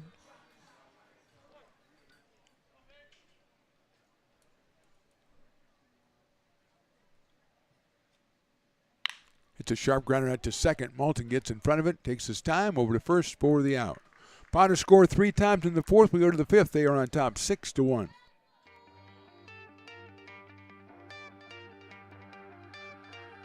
Gooseport Public House. We have sports on 10 big screen TVs, 23 beer taps with classics and crafts, a full bar with creative craft mixed drinks, live music, and most importantly, great fresh food. In downtown Roseville off Vernon Street. Only 15 minutes from the ballpark. See ya at Gooseport.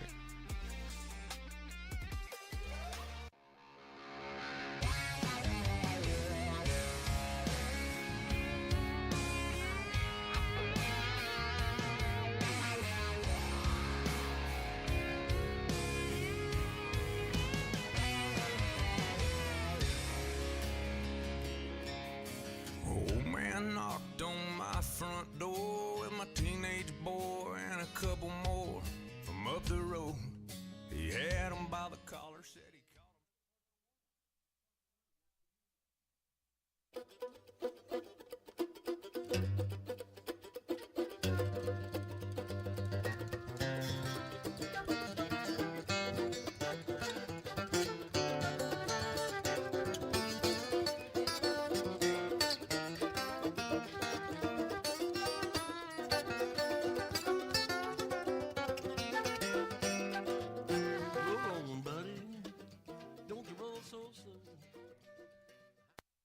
Being a laborer means everything. It was what took care of me when I was growing up. It's what takes care of me now. Because of President Biden and the money he's put into infrastructure, the need for our workforce to expand is out of this world. When our members are able to go to work on these big projects that are funded by Biden's economic investments, it means continued growth in their wages, in their pensions, in their health benefits. It means they're going to be able to take care of their families. Astro Air Design Incorporated, where you feel the difference. We are a locally owned and operated heating, air conditioning, and custom sheet metal company committed to the highest quality of craftsmanship at a competitive price. Our trained and certified technicians have the knowledge and experience required to install, maintain, or repair your home comfort solutions. Our upfront pricing gives you the peace of mind because you know your price is locked in. Call Astro Air Design Incorporated today. Top of the fifth inning, we have the Farmers' fifth inning, which means if the first batter, who is Tyler Kersey, makes an out, then it's half off of Farmers Brewing Company products for the entire inning, and that's important. But also important is Parker Warner has taken over on the mound. He has made one appearance this year, 1 inning, 1 hit, 1 strikeout, no runs allowed. So Parker, out of Livermore, California, headed to Stanford University, will have the added burden of having the first batter in the fifth inning and all of that raising on his shoulders. His first pitch is down low. 1 ball and no strikes. Critical batter here for the beer purists out there who are looking for a deal. That one is a ball also, 2-0.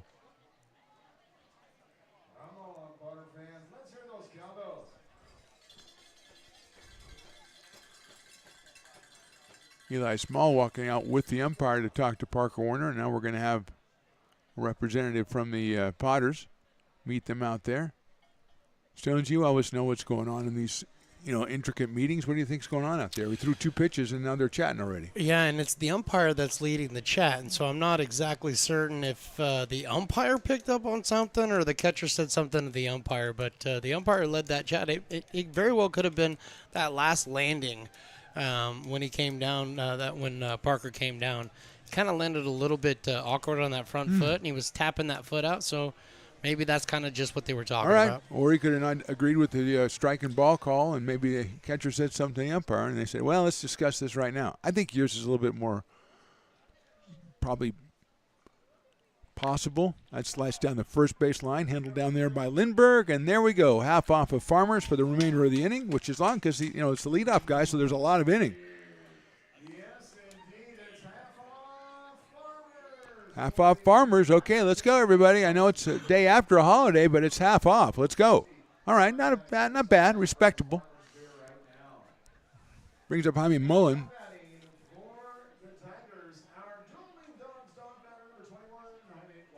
So Mullen is a dueling dogs batter, so if he strikes out, there's going to be all kinds of craziness going on. That is a ball down low. Because we've already got half off of Farmers, half off of dueling dogs if he strikes out. So that would be 2 batters and 2 deals. So the bargain hunters and beer lovers amongst you doing pretty well. That's in the dirt, 2-0. Christian Smith to follow, batting in the number 9 spot.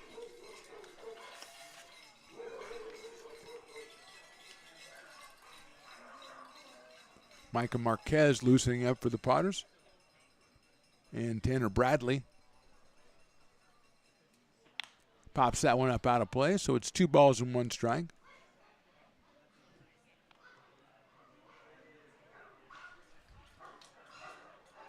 Two balls and 1 strike, and Willie's getting real aggressive with the dog barkings. And then Stones has to see again. Riley would never do that. He would never do the dog bark himself. No, your dog bark was pretty good, better than some of them. Outside, ball 3. You better pull something out now because it's 3 balls and 1 strike. Oh, jeez. That was, no. Sounded like a submarine or something. Well, at least you're going through different breeds. I like that. 3-1 pitch is chopped down the third base line. That is a fair ball. That's going to be a real tough play by Freethy, and it's not in time at first base. So Mullen gets himself an infield single. 3rd hit for the Tigers today, and it'll bring up Christian Smith, who struck out in the 3rd inning, so he is 0 for 1.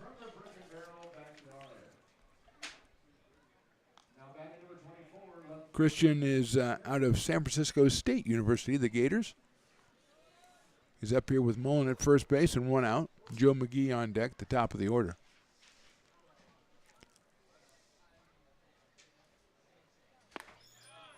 On the corner for a strike, Freely, not much of a chance on that one. Had to wait for it to come down. I was hoping it would go foul. It didn't. Anthony Perez and Landon Whites are doing the dizzy bat race.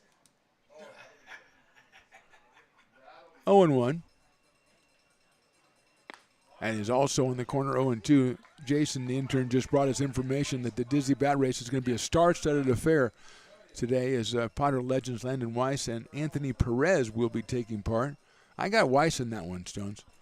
I think the big guy Perez, I don't know. He's going to be all over the place, that guy. I don't know. I know that. I'm not saying, I'm just saying I think Landon will handle it a little bit better. That's all. Okay. I'll bet you. Oh, yeah. See, I thought so.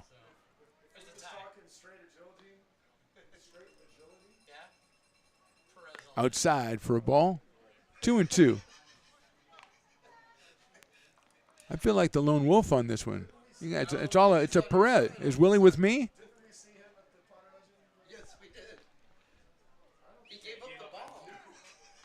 Yeah, Anthony Perez gave up. A guy went yard on him. Swing and a miss, and Smith is out on strikes. First strikeout for Warner, 5th for Potter's pitchers. And with 2 outs, that'll bring up Joe McGee, who has flied to center and struck out. So Joe is 0 for 2 out of St. Mary's College, playing center field for the Tigers. He's got Mullen over at first base.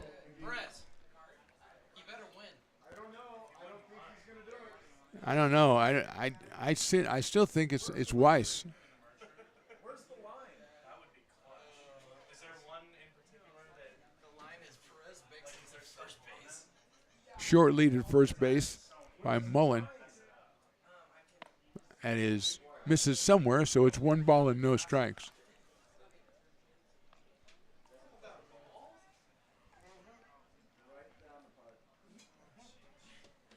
So Perez and Weiss getting ready for the bat spinning.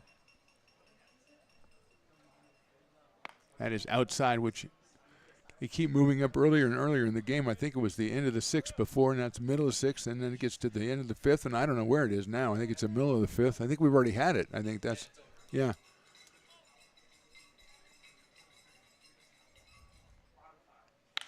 It's lined into left field. That's a base hit for McGee. Brennan will handle it.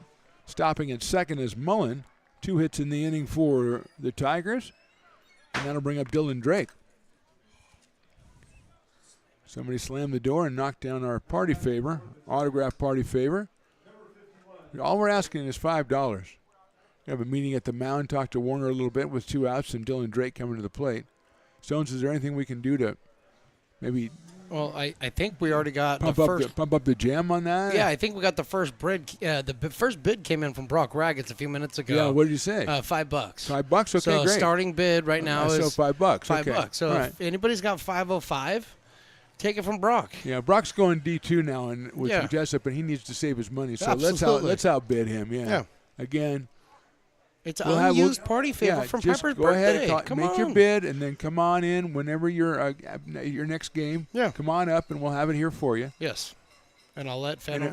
I'll have Phantom put it on to show you how you wear it. I will definitely put it on to show you how you wear it.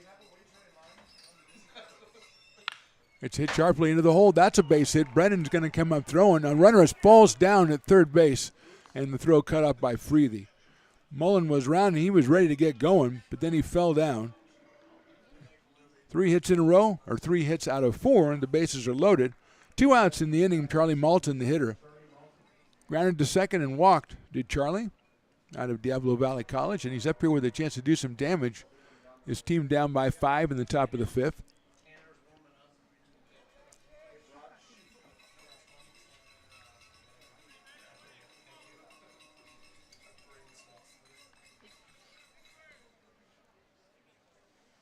Warner's first pitch is slammed in front of the dugout for the Potters down the first base line and scattered a few people, but I don't think anybody was seriously injured over there. 0-1.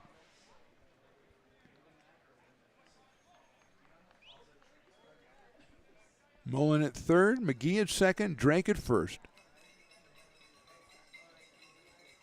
3 hits in the inning, 5 in the game for the Tigers.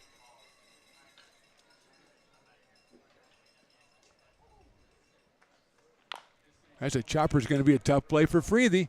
He's got it, goes to first, and the ball gets away. He goes down the line. One run's already scored. Here comes the second one. Going around to third is Drake. He'll stay there, and going to second. Granted, second is Moulton. He'll get credit for a base hit and an RBI. Mullen scored and McGee scored. Drake is at third. There'll be an error on the throw. Second error for the Potters. 2 runs in. It makes it 6-3.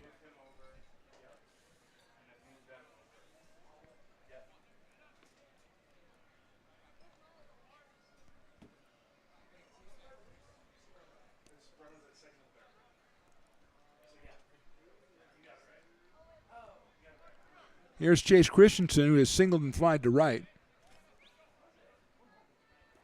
Colin Houston warming up from Folsom Lake College for the California Tigers. So a big chopper, not much can happen there. He tried to throw it across his body to first base. There's another big chopper. That's going to be a tough play at shortstop, but the batter fell down. Now the ball gets by the shortstop. Runner at second's going to come in. 2-run score on the infield single, and just like that, it's 6-5 for the Potters. Drake scored. Moulton scores. Christensen with the single. He got credit for 1 run batted in. Actually gets credit for 2 because it was infield single. He fell down. The ball got past the shortstop.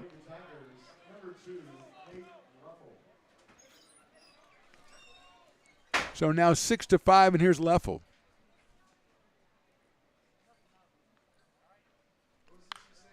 That's fouled out of play. 0-1.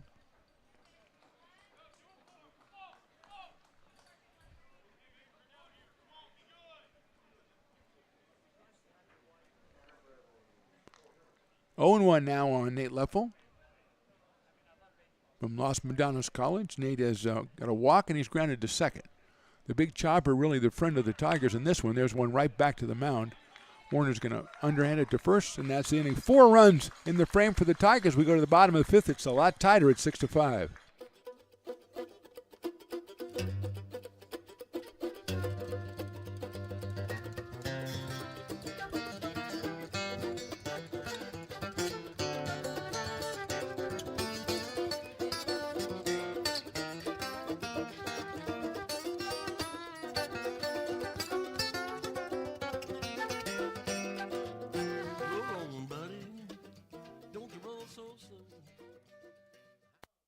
Being a laborer means everything. It was what took care of me when I was growing up. It's what takes care of me now. Because of President Biden and the money he's put into infrastructure, the need for our workforce to expand is out of this world. When our members are able to go to work on these big projects that are funded by Biden's economic investments, it means continued growth in their wages, in their pensions, in their health benefits. It means they're going to be able to take care of their families.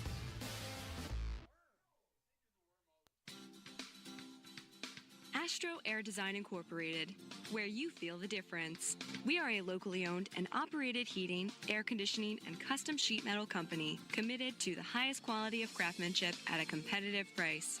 Our trained and certified technicians have the knowledge and experience required to install, maintain, or repair your home comfort solutions. Our upfront pricing gives you the peace of mind because you know your price is locked in. Call Astro Air Design Incorporated today. Here in Michigan, we do more than just survive the winter. We thrive during it. You simply can't keep us away from what we love most: great times and amazing beer. The snow transforms the landscape and lays the path for adventures yet to be had. Trails ready to be explored, and freshly groomed hills ready for the first run of the day.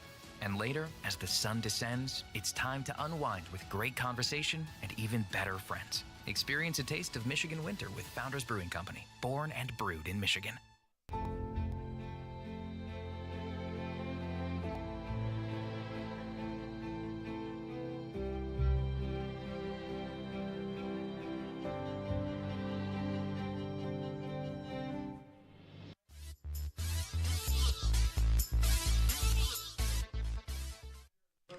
Bottom of the 5th, Potters leading this one 6-5. Colin Houston, the right-hander from Folsom Lake College, has come in for the Tigers. They had Crowley, Azevedo, and now Colin Houston.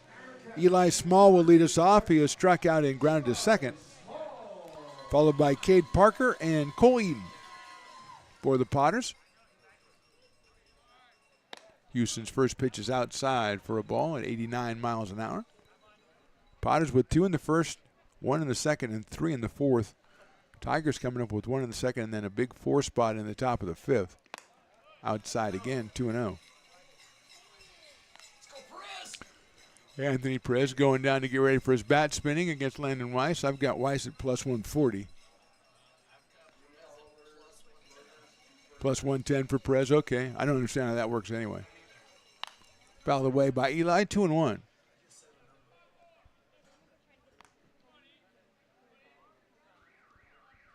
I don't think anybody, the money's coming in on both sides. I don't think anybody really has an idea because there's different physical attributes, but how are they going to pertain to the bat spinning? I don't know. Down to the dirt, ball 3. 3-1. Oh, yeah, it's true. But that's been a while. He hasn't done that in a while. Ball 4, and Eli will take a base on balls. Cade Parker struck out twice, so he is 0 for 2 in this one.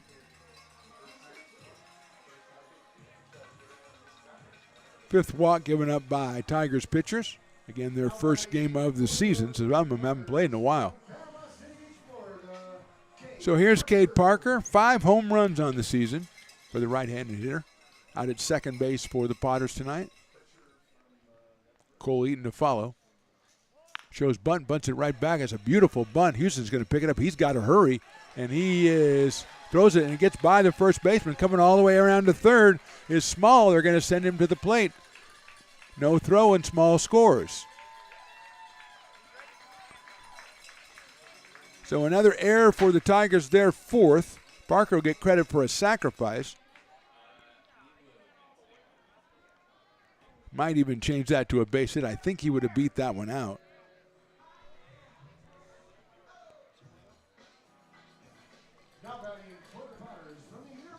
So Parker ends up at, they're going to send, looks like they're sending Eli Small back to third base.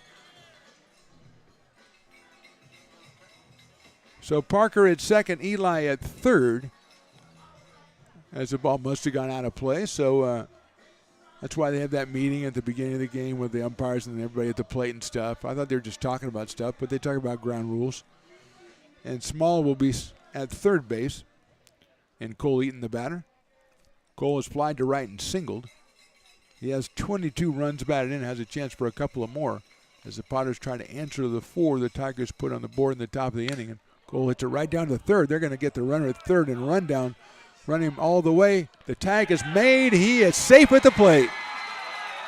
Held on to it too long, did Mullen, and by the time he popped it to the catcher, Eli Small was in there to score the run. It's a fielder's choice for Cole Eaton.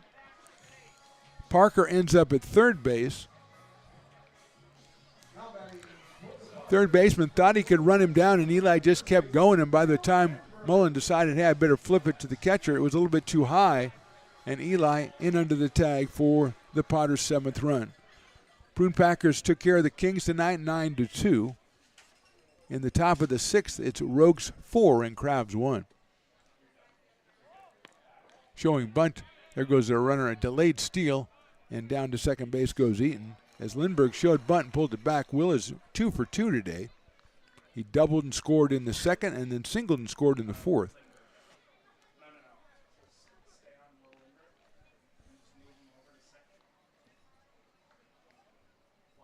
Nobody out here in the inning. Lindbergh takes a high fastball. 88 from Houston.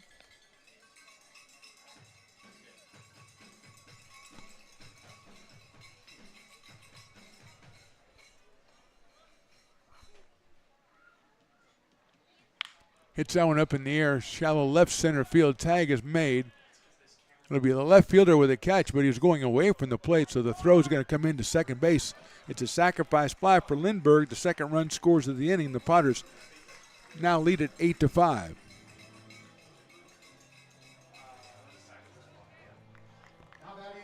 Staying at second base was Cole Eaton. Here's Zach Chamiso.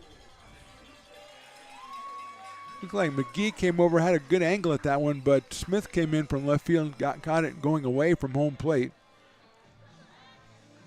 Parker tagged and scored. Eaton at second with one out now, and Chamiso the hitter. Zach takes inside, gets away a little bit from Kersey, but he picks it up before the runner can advance. Chamiso a fly to left and a ground ball to second base, so he is 0 for 2 in this one. Came in at 300 with 3 runs batted in for the product of Lincoln High School and Sierra College.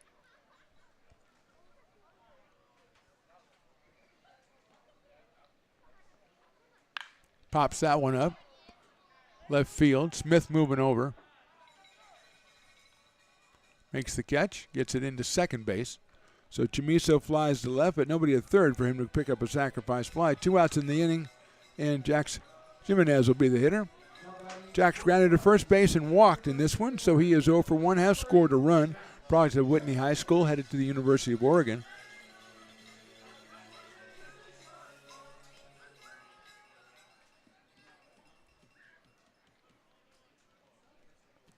Left-handed hitter, playing right field for the Potters today. Checks his swing on a high fastball, takes it for a ball, 1-0. Jax came in at 200, 0 for 1 tonight with a run scored.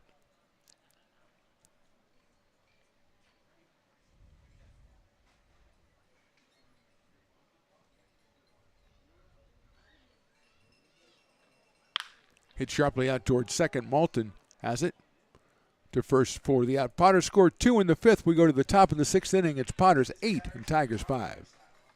When it comes to your home's maintenance and repairs, Jeffers Resource Group has you covered. Our handyman services offer a comprehensive range of expertise, from minor carpentry to drywall, electrical and flooring for property managers, landlords, and renters alike. We ensure that every job is completed to the highest standards, so you can have peace of mind. Contact us today to discover how Jeffers Resource Group can help keep your home in top shape.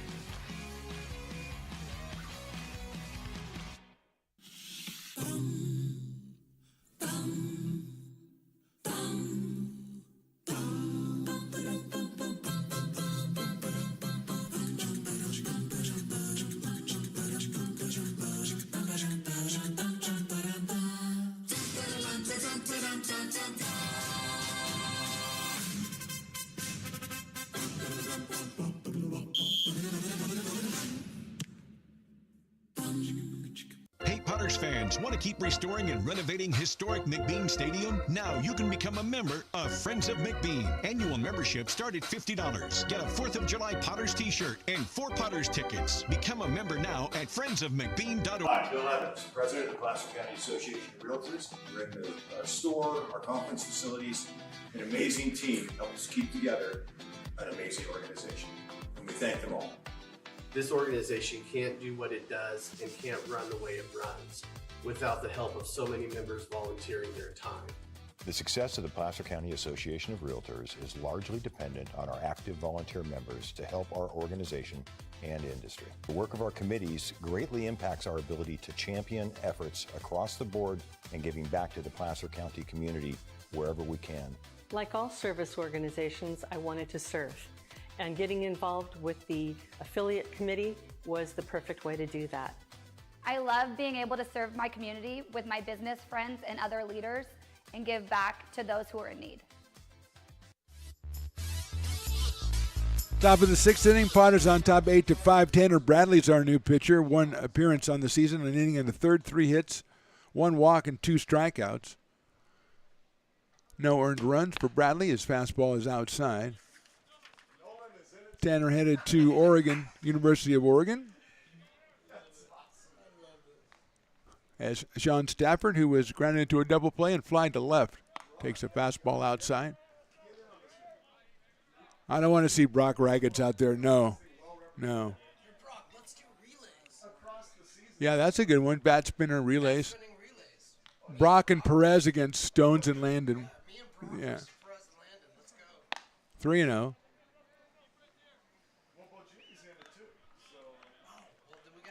So we got another legend coming in, Nolan Bulgini, the pitcher from the first season of the Potters, which I think was 2017. Tremendous. Ball 4, I think. Stafford going down to first base. Tyler Kersey will be the hitter, an infield single in the second, and they grounded to first in the fifth. Tyler from Sierra College. Top of the sixth here from McBean Stadium. First of 3 between these two teams. 7:35 tomorrow, 7:35 on Sunday. No fireworks tomorrow, but again, jury's still out on the Mortal Kombat dudes, or whatever, armored combat dudes, or armored fighting, whatever they are. Mortal Kombat would be good too. They do a little bit of that too.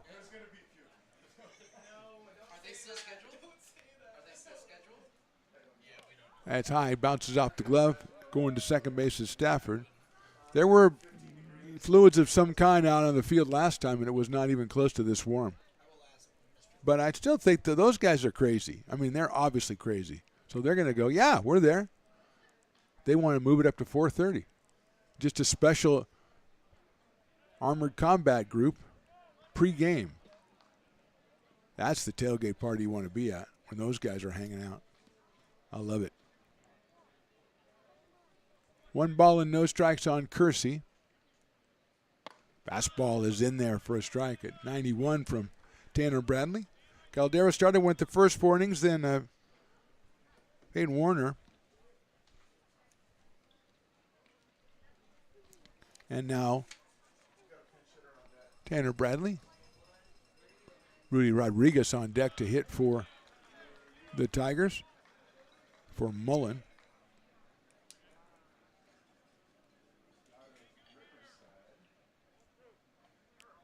I don't think it's a situation where the guy said, I want Rudy to bat for me. I don't think it's that kind of situation. I think Rudy's just on the team. He's not starting today, but he's a good player. Chopped foul down the third base line. I think it's foul. Yes, it is. The big chopper has been a big weapon today for the Tigers. But this one goes foul, so Kersey with a 1 ball, 2 strike count. Somebody just visited me, Ranchito, comes back, and people will come back to their seats when they visit Hobby or when they visit Bill over at Fat Cat. They always have the best look on their face, like, I am looking forward to it. I anticipating this when I get back to my seat. They come from that way. Hopefully they come get the other way, get a beer, some kind of beverage. If they don't want a beer, that's fine. It does set off the Oh, Stones, why did you have to go and talk to Matt? They're going to reschedule the combat, guys. Man. Look out, there goes the run of the balls over the top of the batter, off the catcher's glove. It's a wild pitch going to third is Stafford. It's 2 balls and 2 strikes now on Tyler Kersey. I want you to text Matt back and say, are you sure we think you should go through with it? Yes, you should. Why not? Don's down there. He's hot. He's sweaty. He's still here. Oh, I could probably do that. 2-2 pitch. Over the top of the batter again, 3-2. 90 miles an hour over the top of your head. Tyler Kersey not real comfortable up at the plate right now. So Caldera was first, then Parker Warner, and now Tanner Bradley. That Gabe Maya out there loosening up for the Potters, the left-hander. Ball 4. So a couple of walks, and it's first and third, nobody out. And we're going to have a meeting at the mound here after 2 batters, and we may get it's a little early. Gabe looked like he's coming in already. So we're going to get a pitching change. We'll step away for just a second. Top of the 6th, Potters up by 3.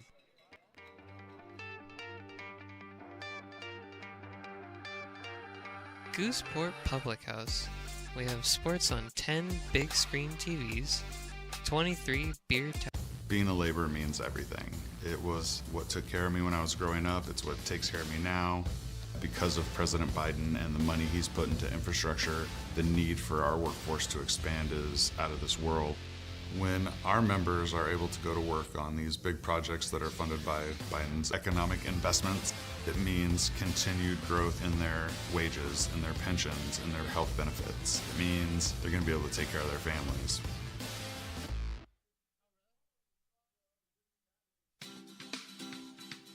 Astro Air Design Incorporated, where you feel the difference. We are a locally owned and operated heating, air conditioning, and custom sheet metal company committed to the highest quality of craftsmanship at a competitive price. Our trained and certified technicians have the knowledge and experience required to install, maintain, or repair your home comfort solutions. Our upfront pricing gives you the peace of mind because you know your price is locked in. Call Astro Air Design Incorporated today.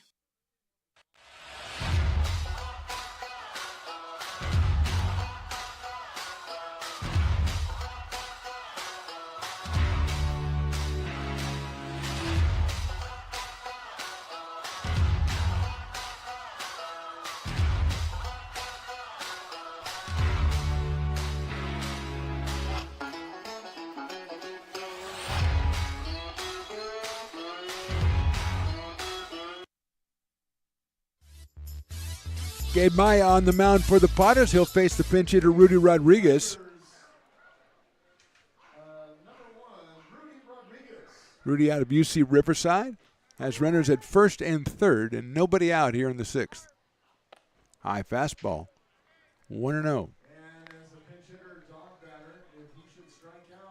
So Rudy has taken over the dog batter status.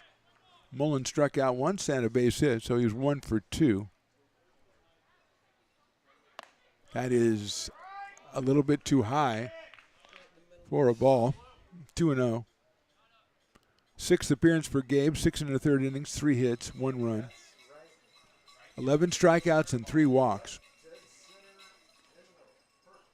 Fouled out of play by Rodriguez, so it's 2-1. 1.42 ERA for Gabe Maya, making his 6th appearance. He comes in with runners at first and third, Kersey at first, Stafford at third. And Rodriguez, the pinch hitter, 2-1 pitch. Swings and misses at that one. 2-2. 2 balls and 2 strikes on Rodriguez. Maya throwing him the slider. Lefty against lefty. Christian Smith is scheduled next for the Tigers. Here's the 2-2. Swing and a miss. He got him on the same pitch, and Rodriguez is out on strikes. And that means dueling dogs. I forgot about that. Half-price dueling dogs. So last inning was half-price farmers. Now it's half-price dueling dogs. I'm trying to see if this is number 27. Number 3, Drew Andrews is hitting. So Andrews batting for Smith. Drew out of Jessup University. Smith was 0 for 2 while he was in there, so Drew comes up here for his first at bat of the season. He's got runners at first and third and 1 out. Potter's trying to pull off the double play. Check swing is in there for a strike.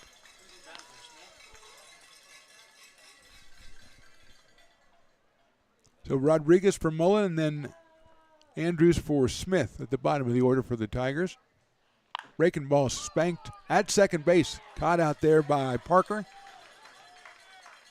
It was a nice line drive that they just took the air out of it at the last second and deflated it and ended up in the glove of Cade Parker. So 2 outs.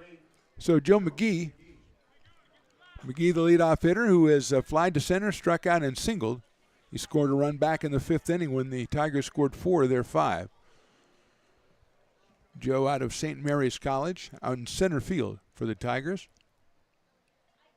Maya's first pitch is a breaking ball on the inside corner, swung on and missed. 0-1. Handcuffed Joe McGee on that one.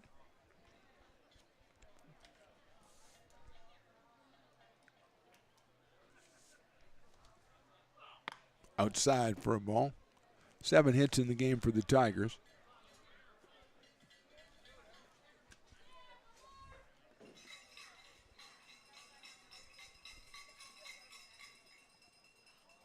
That looked good. It's in there for a strike, 1-2.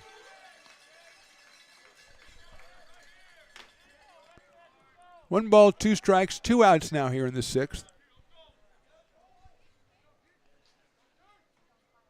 Runners going. The pitch is called. Strike 3. Gabe Maya comes in and puts out the fire. 2 strikeouts and a pop out. No runs, 2 left in the 6th for the Tigers. We go to the bottom of the 6th. Potter's up 8-5, and Stones McCoy makes the call. Says, we're not leaving. No. We've got ourselves a spinning bat race that we are needing to cover. Get the cameras ready, Yes. Stones. Yep, we're on And it. We are identifying the participants, I think, first. We know Landon Weiss. Landon and Weiss. Anthony Perez. Anthony Perez. And I think Nolan, was it Guglino? Yeah, I don't know Nolan from the first year. We weren't here the We first weren't year. here yet, but yes, it is. So- It is representatives of the 2000s, the teens. All right, so we've got. Oh, they're Got going to 'em move all. him back a little bit too. Yeah. I see. I like You know, that. We got legitimate ball So players here. set him up. Is that Weiss, Perez? We got Weiss on the left side, Okay. Perez right in the middle, and Okay. Nolan is there on the right All right, side. very good. And they're going to spin 7 times around. They're supposed to. And then Come try on. to get it to Piper, who's the finish line. Yes. I had Weiss, but now they threw in a third guy. I'm going to stick with Weiss. Okay, go ahead. What are you doing? Perez is winning this. You Watch got this. Perez. Okay. Watch. Here we go. Look at see, him. So Look Weiss at Weiss. is not even Look on at the he's- ground. But That's look at him illegal. spin. Look It's at him illegal. spin. What he did Yes, was illegal. I just won $1 And million. Perez almost ate the fish. And Nolan has said, I was on the first year. Come on, wait for me. So I Yeah. believe Perez Yeah. wins this. I don't know. We're going to get a problem. We're going to have to replay that We're because gonna you're have right. to. Weiss did not have the bat on the ground, and that Never is on an the ground. important component. Yes. Again, It's part he of the won rules. it easily, and that's what I said was going to happen. So, I mean, that's got to count. You want to take a quick break and come right back and Yeah, reset everything? let's do that. How about we do that? All right. We'll be right back.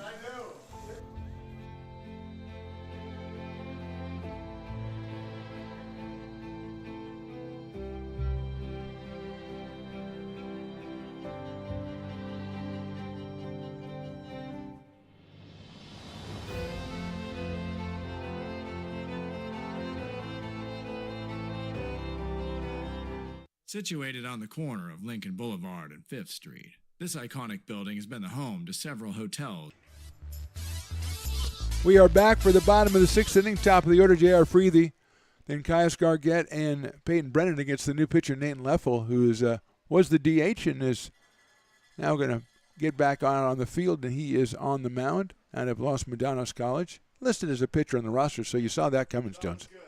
Anthony Perez coming back, Weiss coming back. I had you going, Landon. Good job, buddy. I had you. No, he did not cheat. He did not cheat. Yeah, see, why are you saying that? Why are you saying that to Landon? He killed it, man. That was awesome. I don't know why you're saying he cheated, just because I said he was going to win. Freethy fouls it off. It's 1-2 on JR, who has walked, doubled, and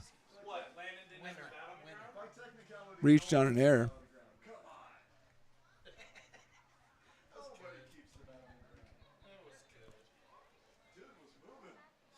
Freethy takes inside for a ball. I called it, Stones. Just Weiss, I said he was going to win, and he won. So, okay. All right, 1 for me. Yep, in the old win column. Stop the rules analyst in you. Oh, Perez did not win. It's Potter's Legends. They don't have rules. Freethy fouls away. No, they didn't all win. No, they cannot. No. One of them clearly won. No. You're a sore loser, Mr. McCoy. You're a sore loser. First you say rules violation. Now you're trying to change it to everybody wins? What are you? Is that REM or something? I don't know. Perez is leaving because he's so fed up with you. Freethy chops it out towards shortstop. Drake has it. He'll get him at first by a step. So JR is the first out here in the bottom of the 6th inning. And that'll bring up Caius Gargett. Walked, grounded out. He has an RBI in this one. His 3rd of the season.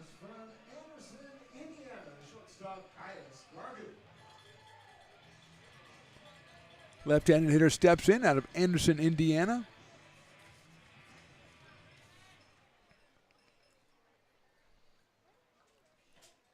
Leffel, the 4th pitcher for the Tigers in their first game. That's lined into right field. That'll get down for a base hit. So Caius has his 3rd hit as a Potter. First hit of this game. Actually, that's only the 6th hit for the Potters. And Peyton Brennan will come to the plate. Fielder's choice, a walk and a ground out for Peyton.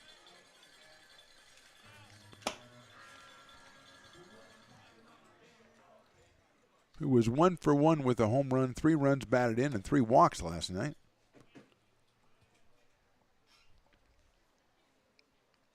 Kai is looking to maybe think about going. He does not go, and the pitch is in for a strike. 86 from Leffel.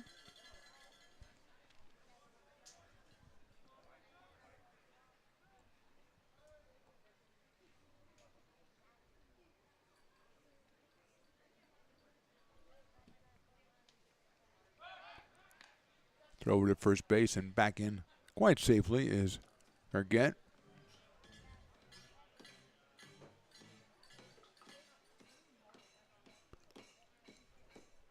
Oh and 1. Lifted foul down the left field line. Over by the grassy knoll. It might be over. Oh, those guys ran into the new fence trying to get that one and couldn't get it. 0 and 2. Andres Ardez, the local State Farm agent. I saw him in the parade the other day. Willie and I were, was it yesterday? Gosh, it was yesterday. It was like 36 hours ago. Was that yesterday? Dropped down the left field line, moving over. He tries a diving catch, and it's a fair ball down the line. Here comes Gargett around to score. The ball's cut off. The throw to the plate is going to be too late. And Caius is under the tag. It'll be a Brennan double. He'll get himself an RBI. Potters scored their 9th run of the game. Peyton gets his 12th run batted in. And they'll bring up Eli Small. Going to assume that that was Andrews in left field. He batted for Smith. Now that doesn't mean he's in left field, but until we know better, we'll put him out there.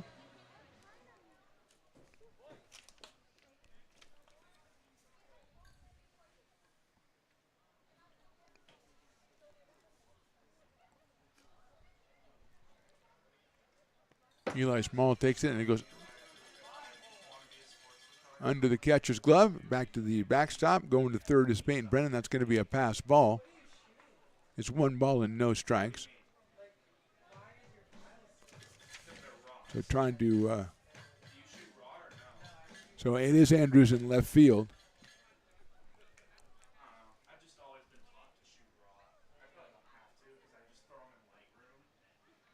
That's a fastball. It's in there for a strike. Eli has struck out, grounded to second, and walked.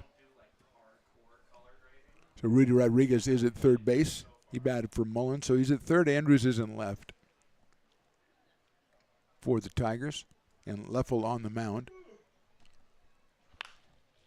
Popped up left side. Should get out of play. Make it 1 ball and 2 strikes. Crowley started in Azevedo, Houston, and now Nathan Leffel. Left-hander. Right-hander out of Los Medanos. Bats left, throws right. Small followed by Parker. 4 and 5 spots in the Potters order here. They've scored 1 time here in the inning. Hit sharply out to second base. That'll score a run. Throw to first. Small is out, picks up an RBI as Brennan comes across the plate. Second run for the Potters in the inning. They lead it now 10-5. Eli picks up his 5th RBI of the season, and here is Cade Parker. Cade struck out twice and bunted. He was trying to sacrifice, and he bunted, and it was going to be a base hit, but the throw to first went by first base, and so he went to second. There's an error on the play, but he gets credit for a base hit, so he's 1 for 3. Takes the breaking ball and fouls it away. 0-1.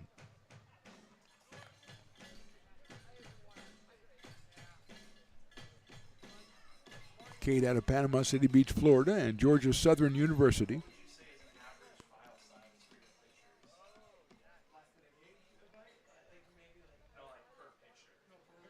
Outside for a ball, 1-1. Cole Eaton to follow. Cole with a hit and a run batted in tonight.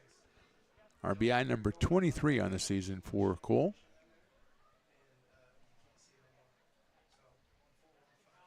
Outside again. Parker thought about going after it, held up. 2-1.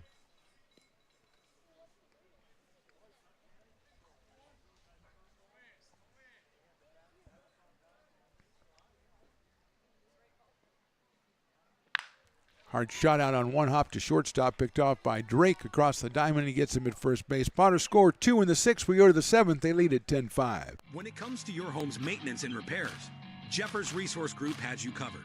Our handyman services offer a comprehensive range of expertise, from minor carpentry to drywall, electrical and flooring for property managers, landlords, and renters alike. We ensure that every job is completed to the highest standards, so you can have peace of mind. Contact us today to discover how Jeffers Resource Group can help keep your home in top shape.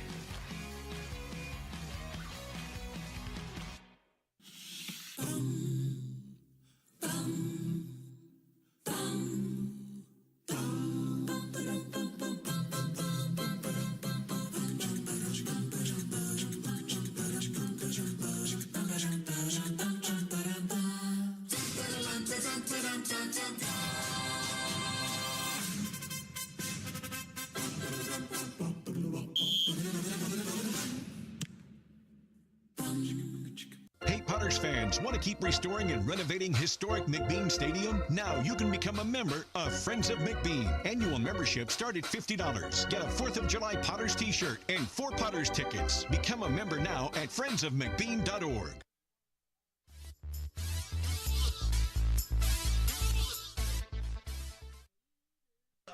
Gabe Maya out to take on his second inning work. Came out in the 6th inning and shut it down after 2 walks given up by Bradley. Maya got a strikeout, a pop-up, and another strikeout. He'll face Dylan Drake, Charlie Malton, and Chase Christensen here in the top of the 7th. As Sweet Caroline, the sweet strains of Sweet Caroline, Stones wants to sing along, as always. I still say another Neil Diamond song would be just as good. In there for a strike, 0-1. Maybe coming to America today. Yes, it is a good song. Forever in Blue Jeans. Scott Hamilton. That's in there for a strike again, 0-2. Oh, Scott Templeton? Yeah, Scott Hamilton's a figure skater, but that's okay. No, that's cool. There's a little slow grounder out towards second. Parker going to have to hurry. He gets it to first. Did he stay on the bag? Yes, he did.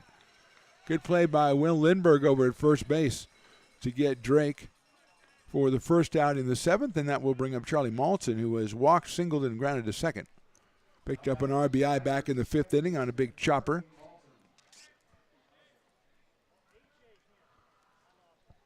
Malton out of Diablo Valley College. 1-for-2 with a walk today. High fastball from Maya. Gabe out of El Dorado Hills and Loyola Marymount University. There's a big chopper. That's going to be a tough play at shortstop by Gargett. He throws to first, and by a step, he is out at first base. 2 good plays by the Potters on the infield. Thank you, Stones, for making the out call at first, because I did not see the umpire doing it. I was looking to you and not the umpire. I'm just going to watch you, and I'm not going to watch the game anymore. 2 outs.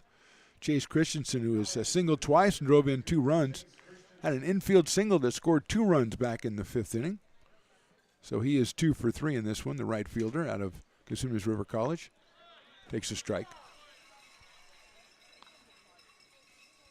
Micah Marquez loosening up for the Potters as Maya works his 2nd inning tonight. Fastball misses somewhere. 1 ball and 1 strike.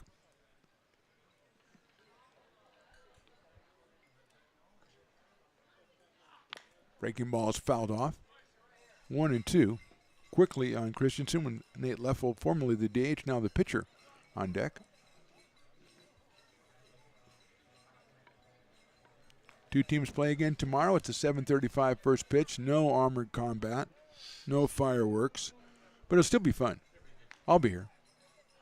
Swing and a miss. They got him on strikes. Maya retires 6 in a row. We go to the bottom of the 7th. The Potter fans stretching with a 10-5 lead.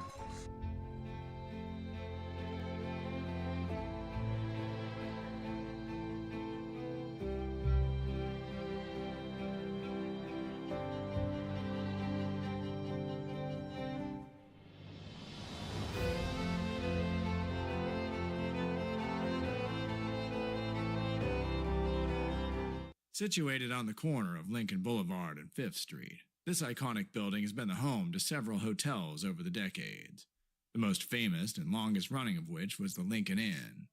Having undergone several renovations and architectural changes, this building is the current home of Old Town Pizza, which boasts not one but 2 floors for your dining enjoyment, including open-air seating on the roof.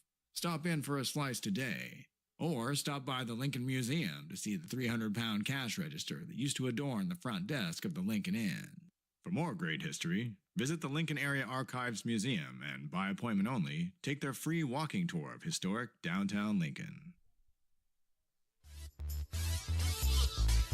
Bottom of the 7th inning, Potters on top 10-5. Nathan Leffel back out on the mound for the California Tigers. He'll face Cole Eaton, Will Lindbergh, and Zach Chamiso. 6, 7, and 8 for the Potters. Potters with 2 in the first, 1 in the second, 3 in the fourth, 2 in the fifth, and 2 in the sixth. They've got 10 runs on just 7 hits. 4 errors for the Tigers have hurt their cause, and half dozen base on balls as well. The Tigers have 7 hits in the game. 5 of those hits were back in the 5th inning. Gabe Maya came on and shut down. He retired 3 in the 6th and 3 in the 7th. So Gabe 6 in a row out of the bullpen. We had Micah Marquez warming up in the pen. We think we will probably see him coming up in the top of the 8th. But for now, it's Cole Eaton. Fly to right, singled, grounded out. Got an RBI on the ground out. So Cole is 1 for 3 with a run scored and a run driven in. Facing Leffel for the first time. Breaking ball's lined sharply into left field for a base hit. A 2-hit night for Cole Eaton, who came in at 262. Hit number 8 for the Potters, and here is Will Lindbergh, who has a double, a single, and a sacrifice fly tonight. Out of Gold River, California, and Cal State Northridge, Will came in at 250. Picked up RBI number 5 on the summer back in the 5th inning.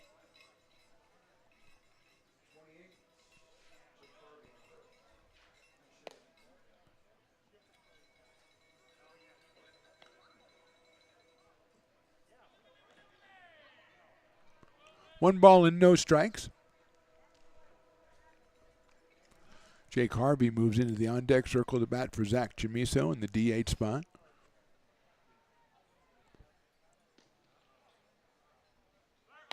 There goes the runner. The throw's going to be too late.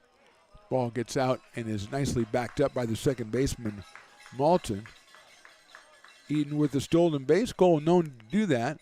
That one he kind of delayed for a second. The ball was called a strike, I believe, so it should be 1 ball and 1 strike on Will Lindbergh. So Will, another potential RBI out there for Will. He's already got 1 tonight. He has scored 2 runs.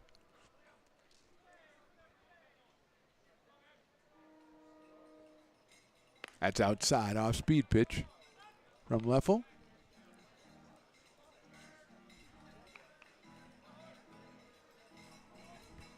Both bullpens with some activity as we go here in the bottom of the 7th inning.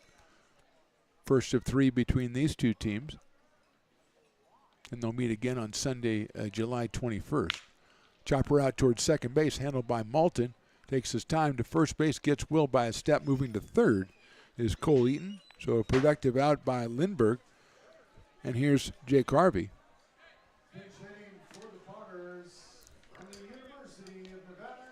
Jake out of University of Nevada. I believe Roseville, California. Make that Roseville, California. Got a chance for an RBI here.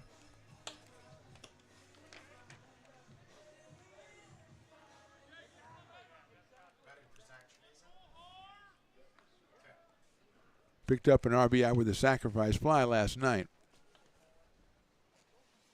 Takes a breaking ball in there for a strike.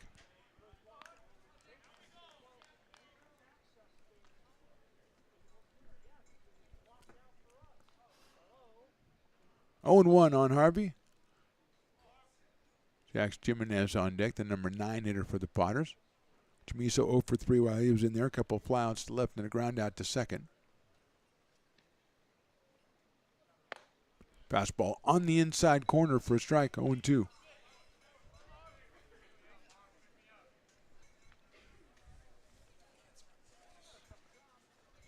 Jones McCoy is in possession of a very sharp-looking Potter's hat. Is that a new style there?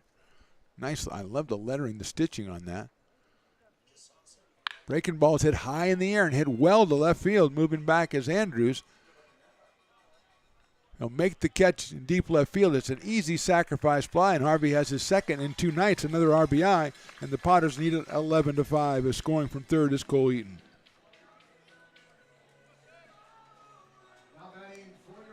So with 2 outs, here is Jax Jimenez.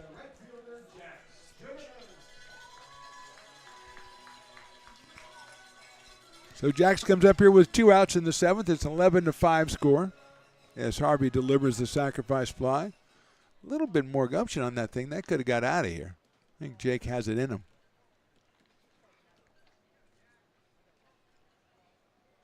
Jimenez takes inside for a ball. 1-0 out of Whitney High School on the way to University of Oregon. He is grounded to first. He's walked and he's grounded to second.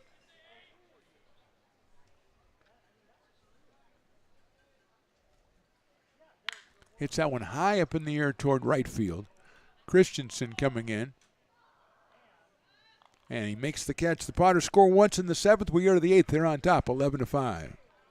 Hi, Bill Evans, President of the Placer County Association of Realtors. We're in the store, our conference facilities, an amazing team help us keep together an amazing organization.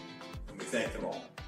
This organization can't do what it does and can't run the way it runs without the help of so many members volunteering their time. The success of the Placer County Association of Realtors is largely dependent on our active volunteer members to help our organization and industry. The work of our committees greatly impacts our ability to champion efforts across the board and giving back to the Placer County community wherever we can. Like all service organizations, I wanted to serve. And getting involved with the affiliate committee was the perfect way to do that. I love being able to serve my community with my business friends and other leaders and give back to those who are in need. The thing I love about the PCAR committees is they all work toward the same goal of bringing the community together to support those in need in our surrounding area. I instantly came to the meeting and had a wonderful time, felt like I was a part of something bigger, and it was just the start of my leadership journey. American River College is a top-tier community college sports program that provides student athletes with the opportunity to thrive both athletically and academically. ARC Athletics is currently ranked 5th in the state and 2nd in Northern California. With over 19 sports programs, our athletes compete with the region's best athletes. Our diverse and dedicated coaching staff helps athletes develop the skills necessary to compete at the next level. Start your community college athletics journey with us. American River College, Sacramento's best athletic program. Go Beavers. Astro Air Design Incorporated, where you feel the difference. We are a locally owned and operated heating, air conditioning, and custom sheet metal company committed to the highest quality of craftsmanship at a competitive price. Our trained and certified technicians have the knowledge and experience required to install, maintain, or repair your home comfort solutions. Our upfront pricing gives you the peace of mind because you know your price is locked in. Call Astro Air Design Incorporated today. Micah Marquez on the mound for the Potters. The 5th Potters pitcher, Caldera, Warner, Bradley, Maya, and Marquez gave 2 innings pitch. He faced 6 batters, retired them all with 2 strikeouts. Marquez out of St. Helena, California, is facing Nate Leffel, the pitcher, then Sean Stafford and Tyler Kersey. So pitcher, first base, catcher for Marquez. Outside for a ball. 1 ball, 1 strike.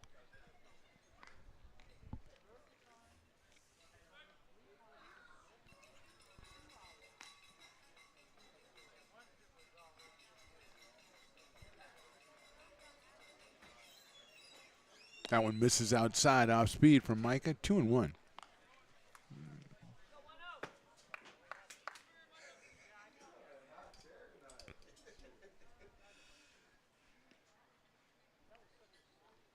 Two-one pitch is sliced foul down the left field line, so we go 2 balls and 2 strikes.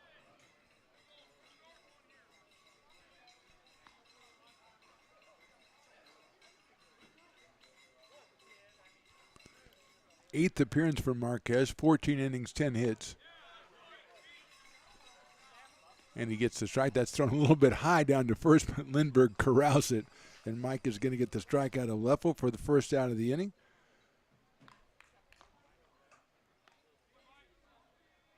Six strikeouts and 4 walks for Micah. Left-handed pinch hitter number 33 that we don't have. We're going to check all of our sources and find out who the pinch hitter is for Sean Stafford.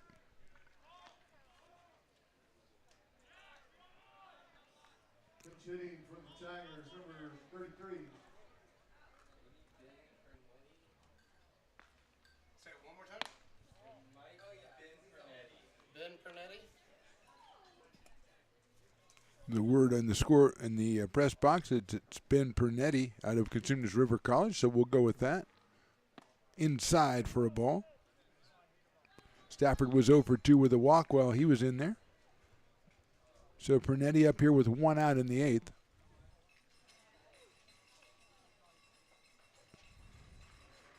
Hit sharply right back up the mound, and Marquez with a fine play. He throws over to first base for the out.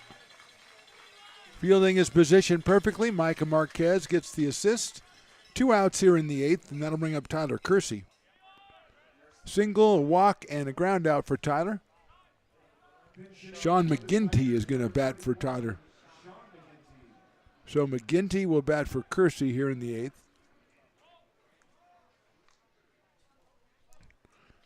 Sean out of Los Medanos College, right-handed hitter.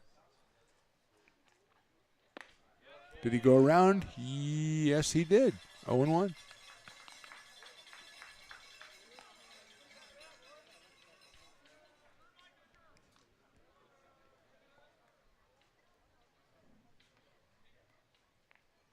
That one's outside, goes all the way back to the backstop, so it's 1 ball and 1 strike.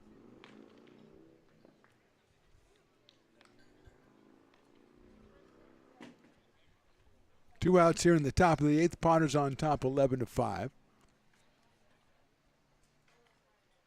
Swinging a foul off. 1-2.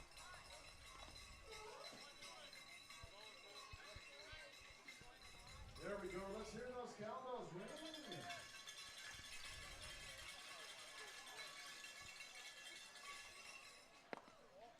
ringing. Inside for a ball, he was up at 2-2.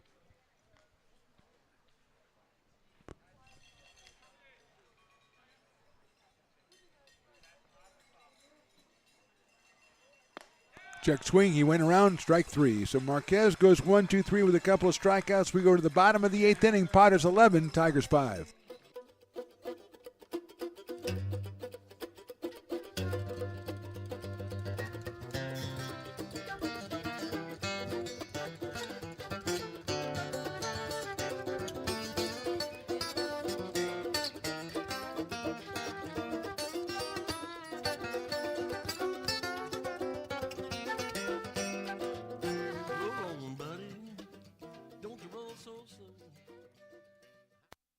Being a laborer means everything.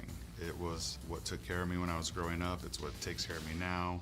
Because of President Biden and the money he's put into infrastructure, the need for our workforce to expand is out of this world. When our members are able to go to work on these big projects that are funded by Biden's economic investments, it means continued growth in their wages, in their pensions, in their health benefits. It means they're going to be able to take care of their families.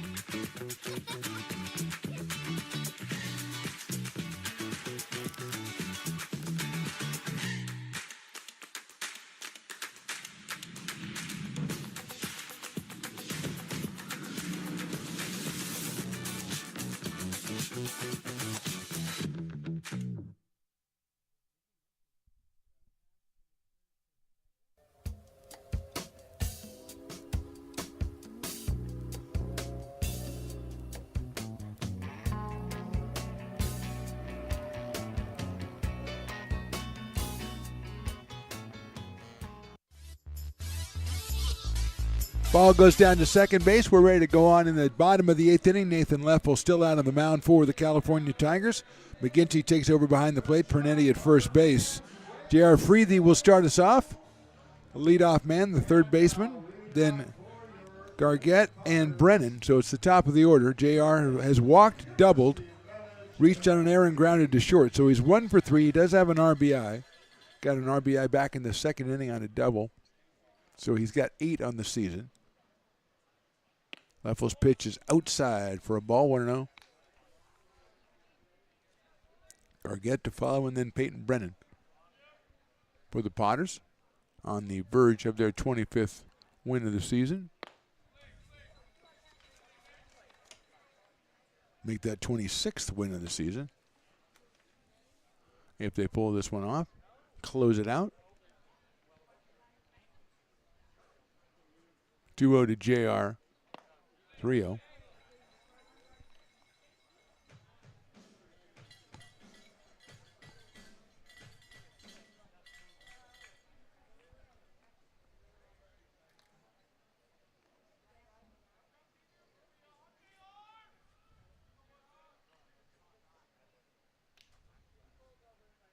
That one is in there for a called strike. 3-1 on J.R. Freethy out of Rockland, California. University of Nevada. Plays all the infield positions. He's at third base tonight for the Potters. And interim manager Tyler Malone fouls that one off. So it's from 3-0 to 3-2 here, full count.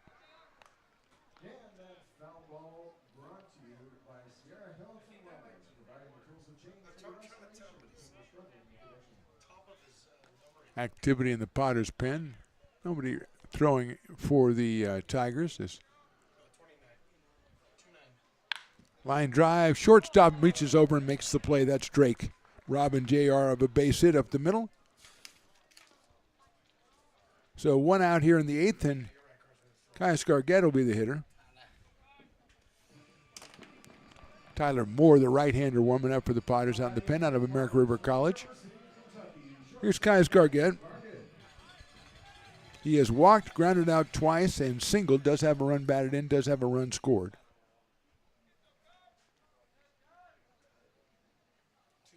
Takes that one outside.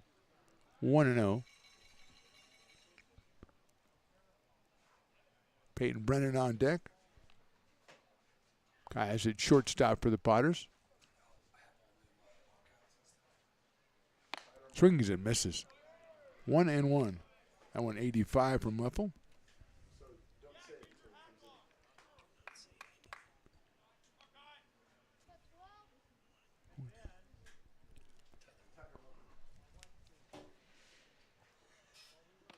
Inside, almost hit him. 2-1.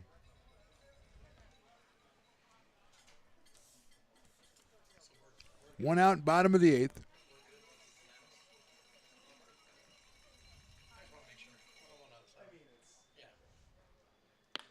Outside for a ball, just missed that outside corner. 3 balls and 1 strike, and here comes the ball out of the bullpen from Tyler Moore.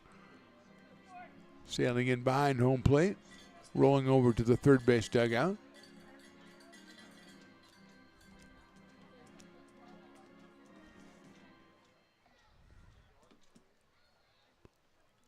Finally get that one back out to him as we go 3 balls and 1 strike.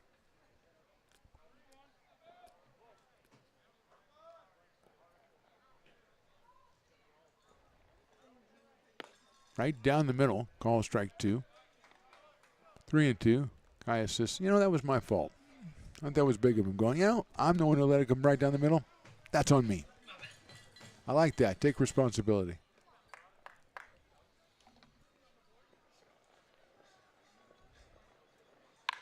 Hit sharply down the third baseline. That's a fair ball inside the bag. Rounding first is Gargett. Nice play out there by Andrews to get to it very quickly. Get it into the infield, but Caius has his second hit of the game. A single down the left field line. That is 9 hits for the Potters, and Peyton Brennan, who had a RBI double his last time up, has also walked, hit into a fielder's choice, and grounded to second. So Brennan picked up RBI number 12 with a double in the 6th. Came in at 400.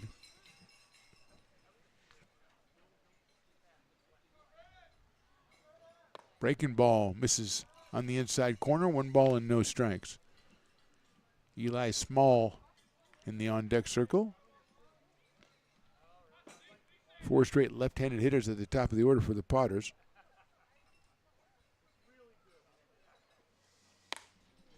That fastball misses outside, so it's 2-0 from Leffel. Crowley started, then Azevedo, Houston, and Nathan Leffel. 4 pitchers for the Tigers. Potters got a good start from Peter Caldera.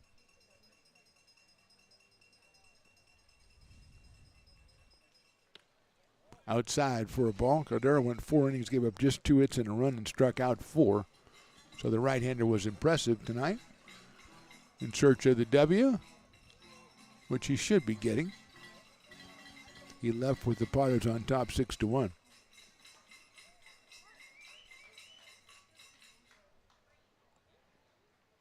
Inside for a ball, and Peyton's going to take 4 pitches and go down to first base. On base for the 3rd time tonight, it moves Gargett over to second. And with just 1 out, Eli Small will be the hitter.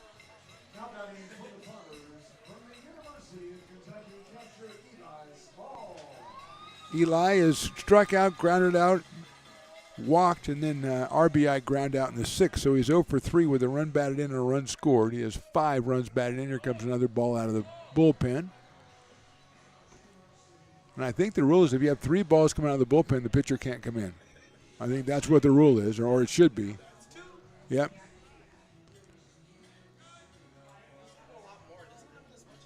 No, it happened. It used to happen all the time, like every pitch.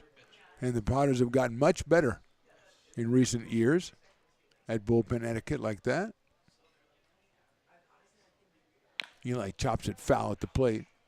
0-1. He was sitting on that one coming down the pike and didn't do much with it. Cade Parker to follow. Eli is going to take a minute there as he chopped it off of his foot.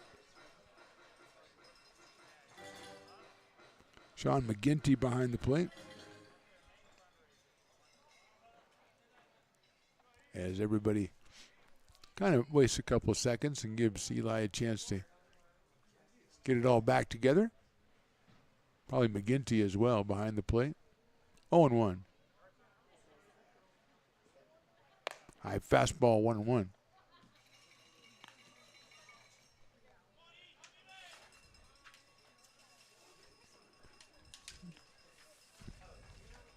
Eli Small from Elkhorn, Nebraska,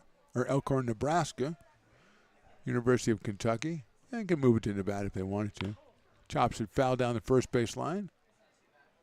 Couple of Potters out in front of the dugout take a swipe at it. Really didn't look like they were that interested in catching it. I think that was Anthony Martinez down there. Just kind of went, I don't care. Kind of acting like Stones McCoy a lot. Whatever. 1-2 on Eli.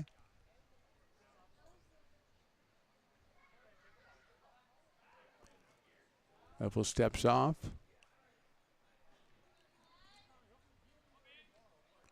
Big games next week for the Potters. Tuesday and Thursday they are home to take on the Healdsburg Prune Packers, the number 1 team in the PEL. After winning tonight, they are 14-2. Potters are 8-5 in second place. So it's a 3-game series. Wednesday will be at Healdsburg, but Tuesday and Thursday right here. Need the Potter fans out here for that one. Right now, scheduled for 6:35 first pitch. That may change. But need all the fans out to take on the heated Prune Packers. Eli takes inside for a ball, full count now. Next week on Tuesday and Thursday, then the Potters go on the road. Rogues and Crabs still going at it in Medford. Rogues on top 6-4. Both teams very pesky teams, very talented, pesky teams in the PEL this year. There goes the runners. The pitch is popped up down the left field side, out of play, hopefully, and it is, over by the dugout. So everybody will go back to their respective spots, and we'll do it again, 3 balls and 2 strikes. So Prune Packers got a win. Rogues are trying to get a win, taking on the Crabs. I think the Crabs were 1 game ahead of the Rogues in this standings before tonight. Again, Potters have the Tigers all weekend. Look out for the bat. Went against the screen. The pop fly is out of play, and that one was very difficult for Cade Parker on deck. Probably heard the catch when it hit the netting. Ball went one way, bat went another. Eli's been taking some big cuts tonight, and that time the bat kind of got the best of him. And he's going to go talk to Nolan Thebe, because what do you do in these situations? You talk to Thebe. Yeah. Give him the Gorilla Glue. Give him the stuff you put the wobble thing back together. You put it back better. You put it back better than it was before, because the repairs made the balance, the center of balance, a little bit better on the wobble, and now it looks like it's kind of like just hanging. It doesn't have the forward lean, the gangster lean we used to call it. Yeah, 3-2 pitch. Runners are going. Look out! It happened again. Then the bat goes flying. And if I'm Cade Parker, I'm going to sit in the dugout. I'm sorry. I'm going to sit in the dugout. Let me know when your bat is over. I will be in the dugout. And I may go in the stands. I don't know.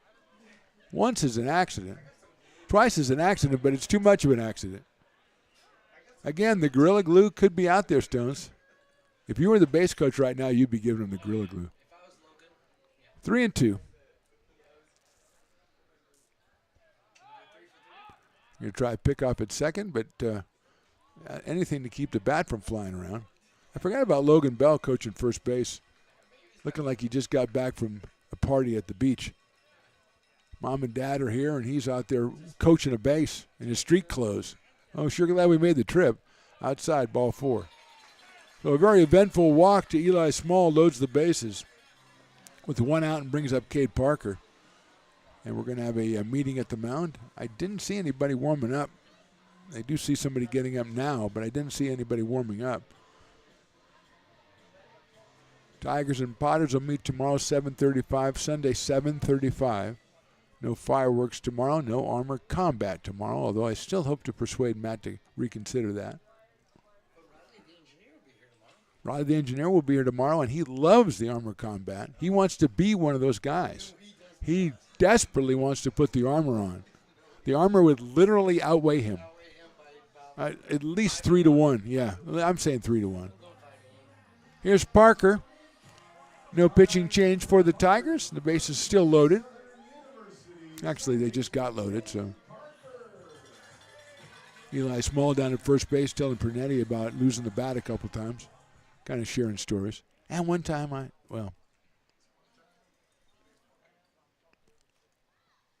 Cade hits it high and deep to left field. And that ball is foul. Man, how did that go foul? It's hard to tell with the pole and the fence in front of us, so I just keep an eye on the home plate umpire, and he harshed my buzz right there. I call that one foul. 102 off the bat from Cade Parker, but unfortunately off the bat foul. And we'll do it again, 0-1. Takes the fastball outside. 85 from Leffel. 1 ball and 1 strike. Parker with 5 home runs leads the team. He has 18 runs batted in.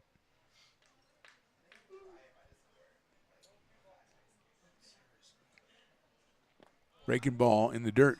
McGinty blocks it.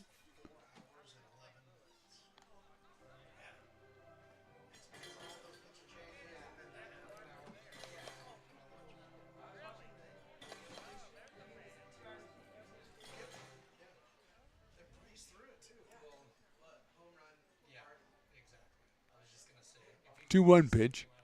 Swing and a miss. Waves at that breaking ball. The slider in there for 2-2.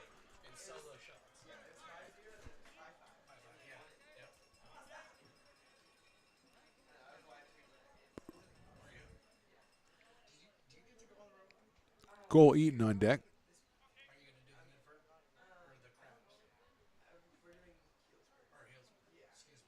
Swing and a miss and held on, I think, by McGinty. No, he did not.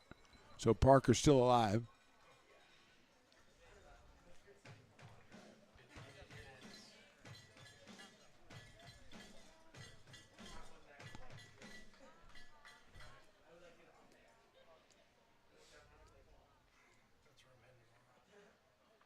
That's in the dirt. Nice block by McGinty. Keeps the runner at third base.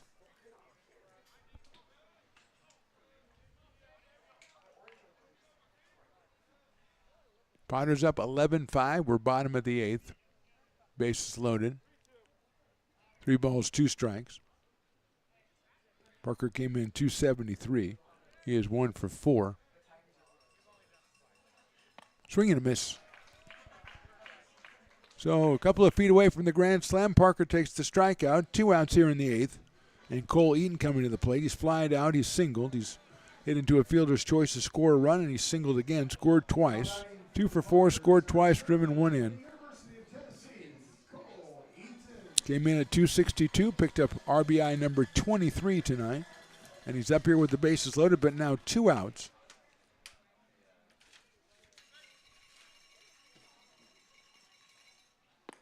Down low for a ball. 1-0.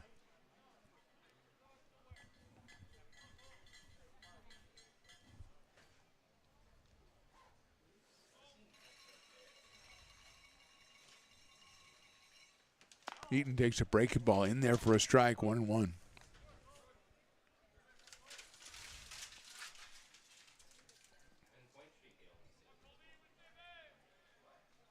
One ball, 1 strike, 2 outs, 8th inning.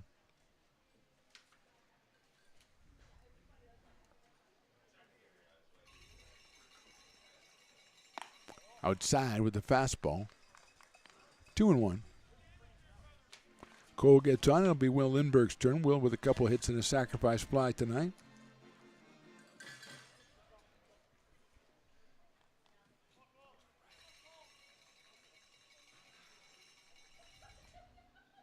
Two pitches hit up short right field. Second baseman going out and making the catch. That's Malton. So the Potters do not score in the 8th. We go to the 9th. They are on top, 11-5.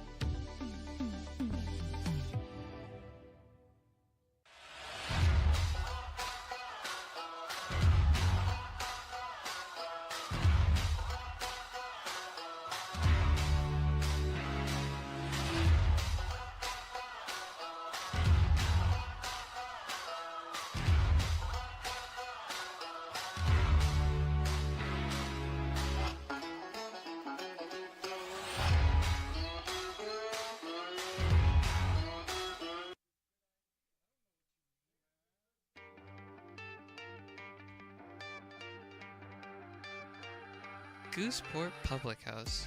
We have sports on 10 big screen TVs, 23 beer taps with classics and crafts, a full bar with creative craft mixed drinks, live music, and most importantly, great fresh food. In downtown Roseville off Vernon Street, only 15 minutes from the ballpark. See ya at Gooseport.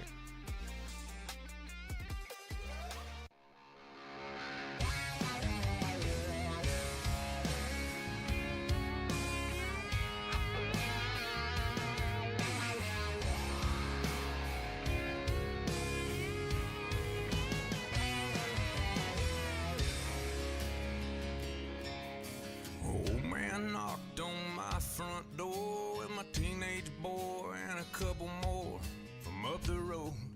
He had 'em by the collar, said he Top of the 9th inning. Potters leading this one 11-5. Our pitcher is Tyler Moore, formerly of ARC, now committed to William Jessup University just today. So congratulations to Tyler. Tremendous accomplishment there. The right-handed pitcher will face Rudy Rodriguez, Drew Andrews, and Joe McGee for the Tigers here in the 9th inning. Leading up the top of the 9th, Just a word to our affiliates down the line. We'll be doing a Potters post game from up here in the booth tonight. Announcing our Old Town Pizza player of the game. Moore's first pitch is down low.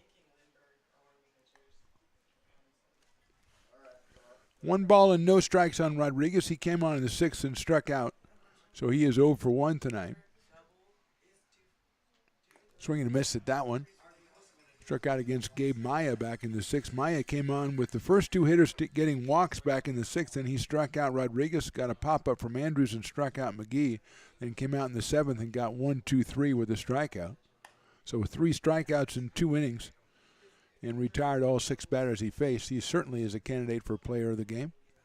Peter Caldera, a great job, 4 innings, 2 hits, 1 run. He'll get the win in this one if the Potters close it out. Hitting star like Will Lindbergh, 2 for 3 with an RBI. So a lot of candidates for the Old Town Pizza player of the game, and we'll announce that after the game.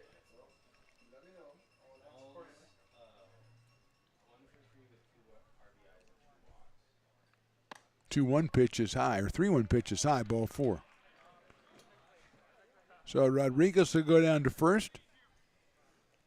And Drew Andrews will be the hitter. Came on to pinch hit for Smith back in the 6th. Fly to second base, popped to second base, and took over for Christian out in left field. So he'll get his 2nd at bat of the night.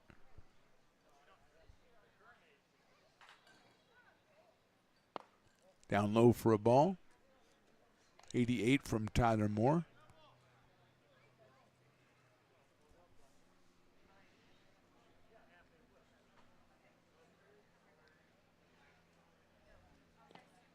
Again, down low, so it's 2-0. Eli Small is going to call a timeout and go talk to Tyler Moore.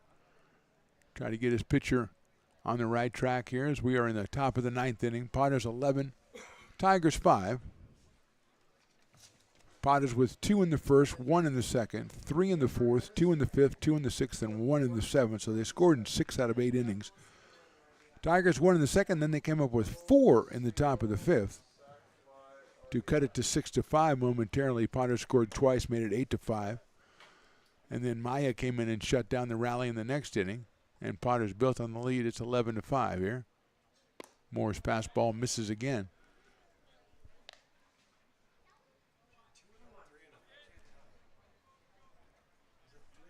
I think it's 3 balls and no strikes, yeah.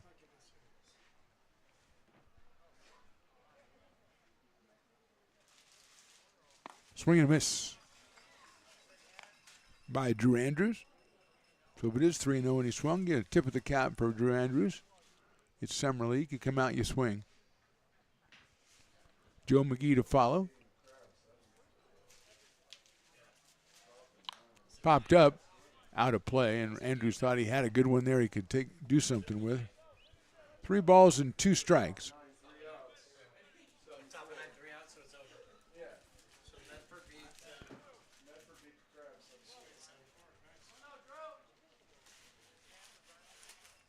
Andrews waiting for Moore's pitch. It's ball 4. So 2 on here, nobody out in the 9th, and Joe McGee, who struck out twice, singled and flied to center, will be the hitter.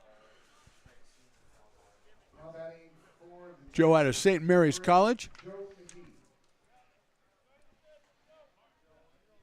1 for 4 tonight with a run scored.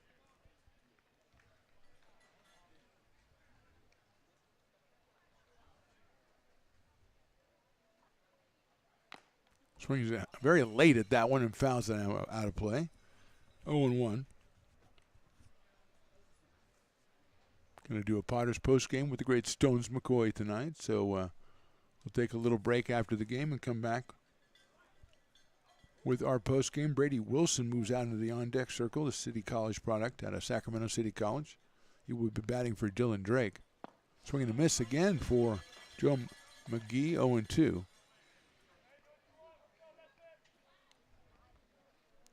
2 on, no outs here, top of the 9th.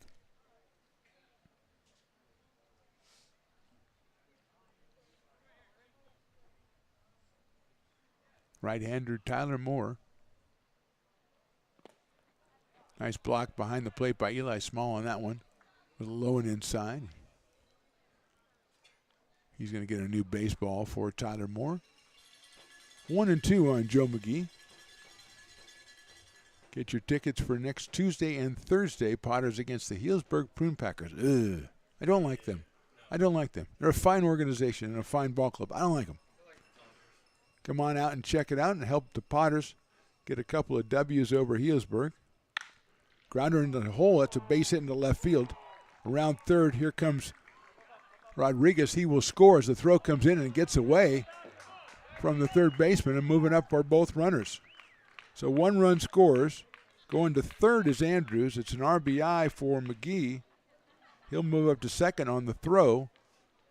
And the second and third, nobody out here in the 9th inning. 11-6 now, and here is Wilson, Brady Wilson. Drake was 1 for 4 with a run scored. So Wilson will be the pinch hitter out of Sacramento City College. Infielder pitcher is Wilson. Fastball is in there for a strike. 89 from Tyler Moore.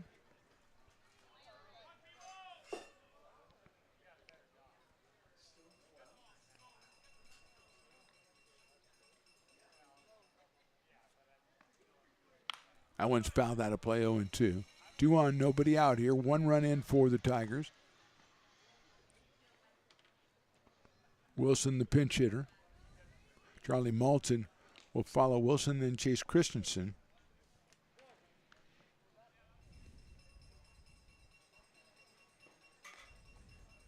Wilson swings and misses, and Moore gets the strikeout. So 1 out here in the 9th.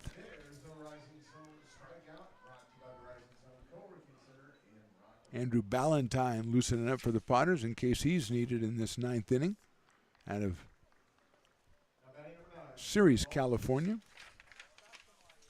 Here's Malton, who's walked, singled, and grounded out twice. Takes a fastball right in there for a strike. That is 89 again from Tyler Moore.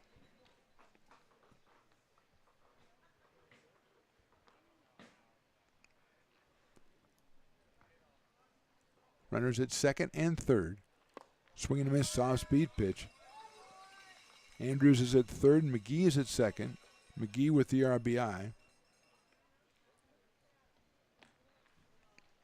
But it's quickly 0-2 on Charlie Malton out of Diablo Valley College.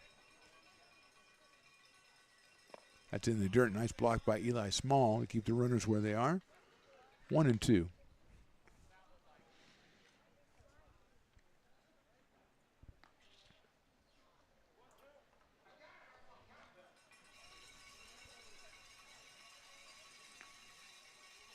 One ball, 2 strikes, 1 out here in the 9th.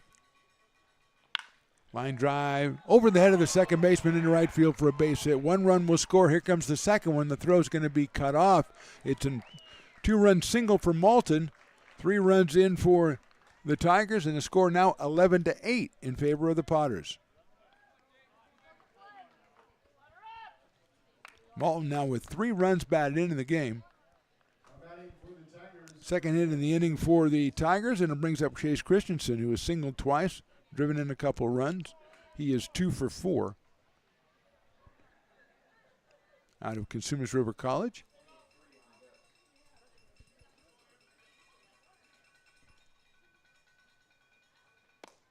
That is down low for a ball. Max Giglieri out of St. Mary's College come out into the on-deck circle for the Tigers. Outfielder pitcher. Short lead at first by Malton. Swing and a miss on the nice fastball. 1 ball and 1 strike on Christensen. 3 runs in the inning for the Tigers. They trail now 11-8. 1 out. Fastball misses high and inside. 2-1.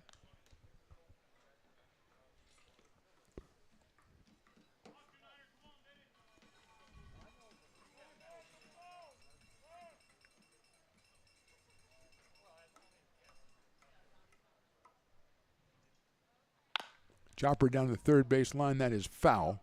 What might have been trouble there. J.R. Freethy is going to handle it. So 2-2 now on Christensen with Nate Leffel on deck.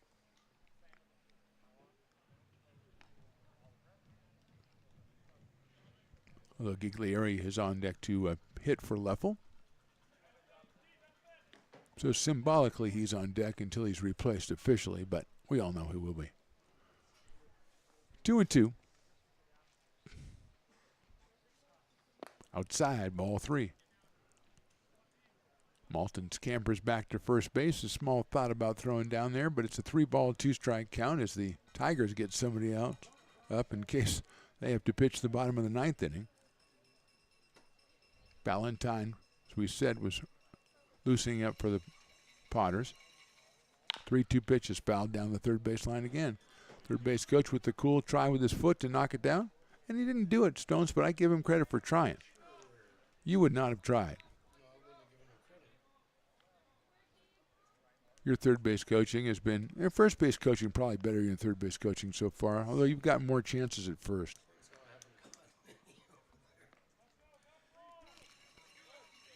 Full count again here to Chase Christensen. There's a chopper again. That one is also foul down the third base line. That would have been a lot of trouble had it been fair. Would have been over the head of Freethy. But we'll come back and do it again. And Christensen still with the bat in his hand, even though he went down the line. He's going to keep the bat. I mean, if you get halfway down, you drop it. Otherwise, you keep the bat.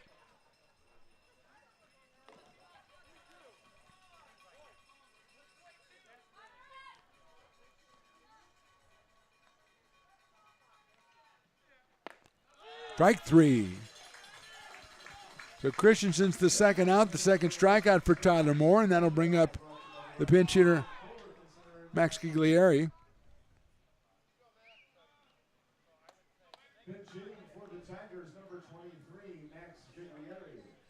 So Max comes up here with 2 outs and 1 on. His team's down by 3. The left-handed hitter steps in against the right-hander Tyler Moore.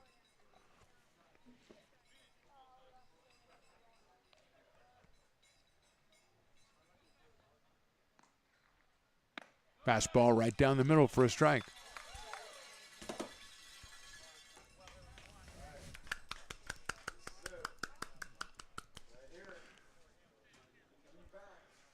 There's a chance of a legendary sighting if we get to the right position here. 0-1 pitch. Fouled off, 0-2. And there goes Stones McCoy. There goes the last strike guy. He's going nuts, fans. He's back. The last strike guy is back, and the fans are going crazy. Last strike guy showing how it should be done, getting the fans up on their feet, even the ones who haven't got up all day. He does that. He's the last strike guy. He's got everybody ready to go. The pitch by Moore, a little bit high, but that doesn't bother the last strike guy because he is going after it.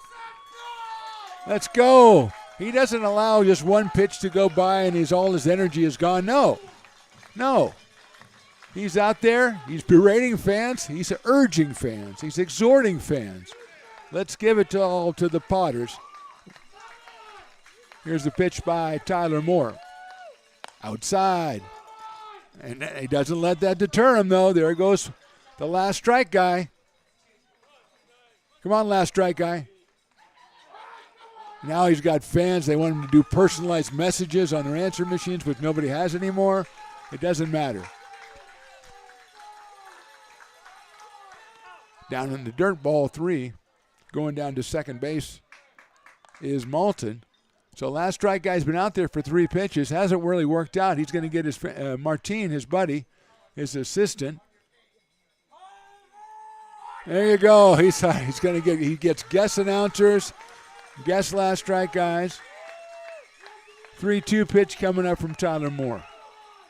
Swung on and fouled back to the screen, so we'll keep it going. Keep it going, last strike guy, and your assistants down there.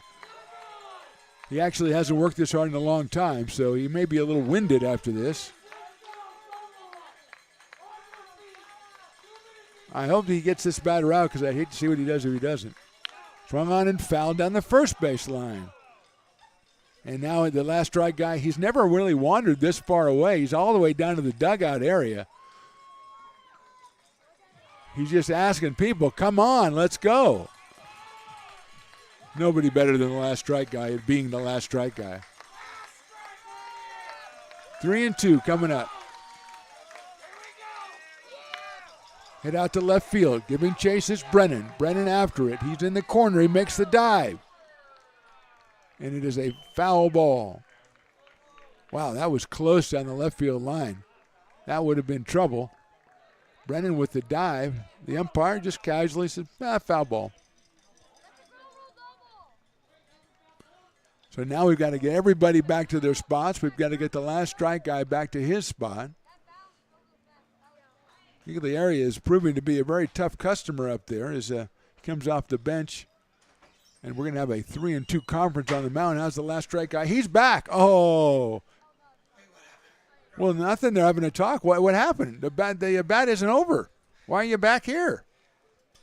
That wasn't a ground rule double? No, it was a foul ball. Okay, I'm going back. Okay. I thought, wait a minute, hold on. Okay, so it is a ground rule double down the left field line. Thank you, Stones. I thought I saw the umpire say foul ball. So Giglieri pulls a double. That's going to score Malton. Makes it 11-9 now. That is my bad on that one. High for a ball as it's Pernetti, who came on to hit for Stafford back in the 8th inning.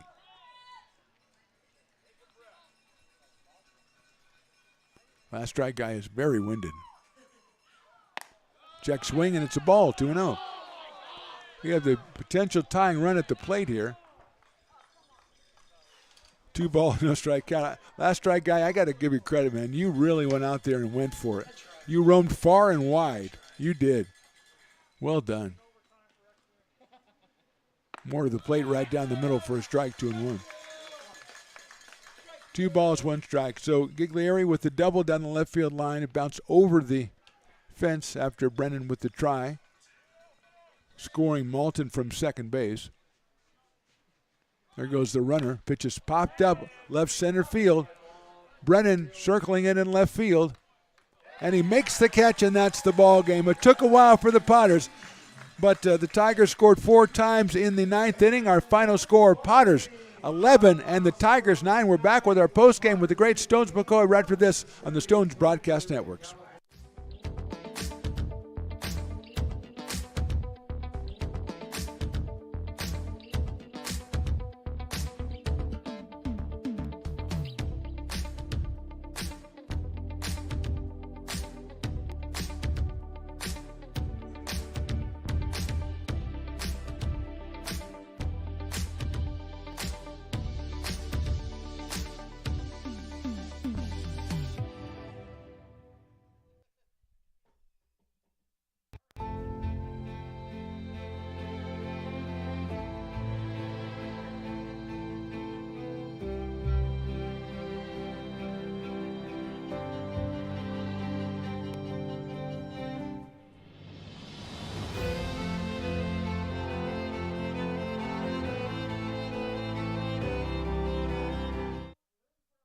Here in Michigan, we do more than just survive the winter. We thrive during it.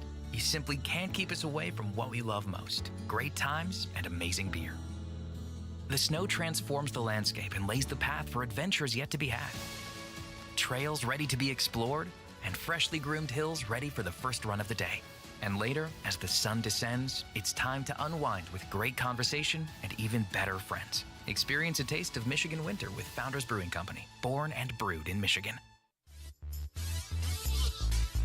Welcome back to the Potters Post Game, brought to you by the Friends of McBean. We show you a QR code. You scan it. You give them money so they can go out and get us a new scoreboard or an improved scoreboard, however you want to look at it. We need that scoreboard upgrade. And the Friends of McBean working hard. And Stones, I saw them in the parade yesterday, and they were working hard at the parade yesterday to raise money for a new scoreboard. Potters with the win. It took a while, but they closed it out 11-9.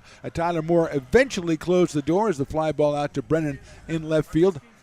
Potters will... Wrong line. come back tomorrow, 7:35, and take on Roseville again, or the Tigers again, and then on Sunday as well. And Stones McCoy, the Potters come out there. It was a little bit of a holiday hangover from yesterday's 12-4 win. They came out. Peter Caldera, got to mention Peter Caldera. Yeah. We're going to name, actually, let's go ahead Let's and just mention name it. Let's make Let's him our just name Old Town it. Pizza player of the game. Let's do it. 4 innings, 2 hits, 1 run. He gets the win in this one. Caldera, the high school graduate, is headed out to Sacramento State University. He came out and really set down the Tigers early in this one and got the Potters into a good position. Well, he does exactly what you're looking for from a starting pitcher, especially in a game where you're playing a team you haven't faced yet, right? Yeah. And he comes out here and he establishes a really nice zone, and he stuck with that zone through his first several innings, and he really kind of set the table for the rest of the Potters and for the rest of the game to really kind of progress the way it did. Will Lindbergh, also a hitting star, a couple of hits and an RBI for Will Lindbergh. So he really was a candidate. And also I want to give a shout-out to my guy Gabe Maya, who came on in the 6th inning. The Potters had a 3-run lead, but immediately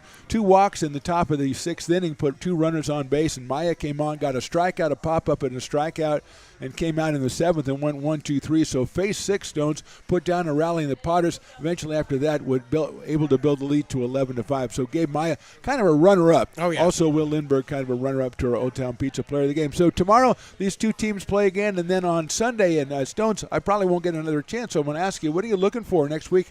Tuesday and Thursday at home, Wednesday on the road against the Prune Packers, and then the Rogues, a weekend series up in Medford, so that has got to be looming large on the Potters schedule. It's clearly the toughest stretch on the Potters schedule, and playing so far they've played pretty well away from home, but obviously they have a home field advantage, so they're definitely going to have to really kind of narrow that focus, and they got to narrow it on 2 areas. And I think the first one is the starting pitching. They got to continue to support the starting pitchers the way they have. You know, earlier in the season, the Potters weren't scoring a lot of runs early in the games. Recently, they've been giving their starting pitchers a lot more confidence because they're putting up runs in the first few innings. So you're going to narrow that focus, really kind of hone in on that, and then continue playing the defense that you're capable of. It's been really nice to watch the defense from the Potters the last few games, and going on the road, those are the 2 biggest areas in which they can control and come out of there with a nice W. Yeah, pitching and defense. Thank you, Stones McCoy. That'll be the end of our Potters postgame, brought to you by the Friends McBean. A reminder, our Old Town Pizza player of the game, the starting pitcher, Peter Caldera. Potters win this one 11-9. Join us tomorrow, 7:35, right here when the 2 teams meet again, then Sunday at 7:35 as well. Mark the Phantom Low here. Stones McCoy with me tonight. Willie Presson, the PA system. It was Nia, it was Carson, it was Jason doing the interning. We all got together, and I thought put on a pretty good performance, pretty good production. Thank you for watching. We'll see you next time.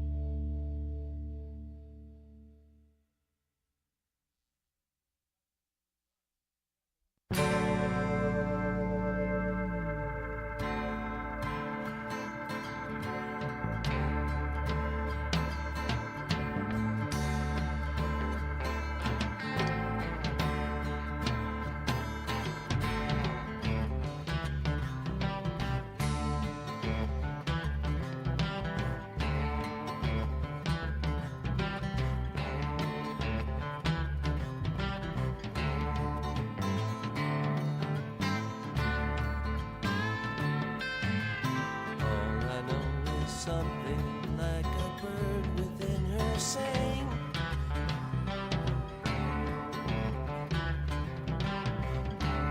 All I know, she sang a little while and then flew on.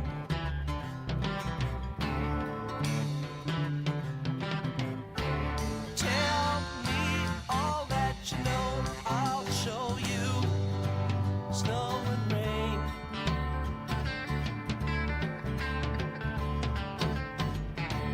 When you hear that same sweet song again, well, you know why.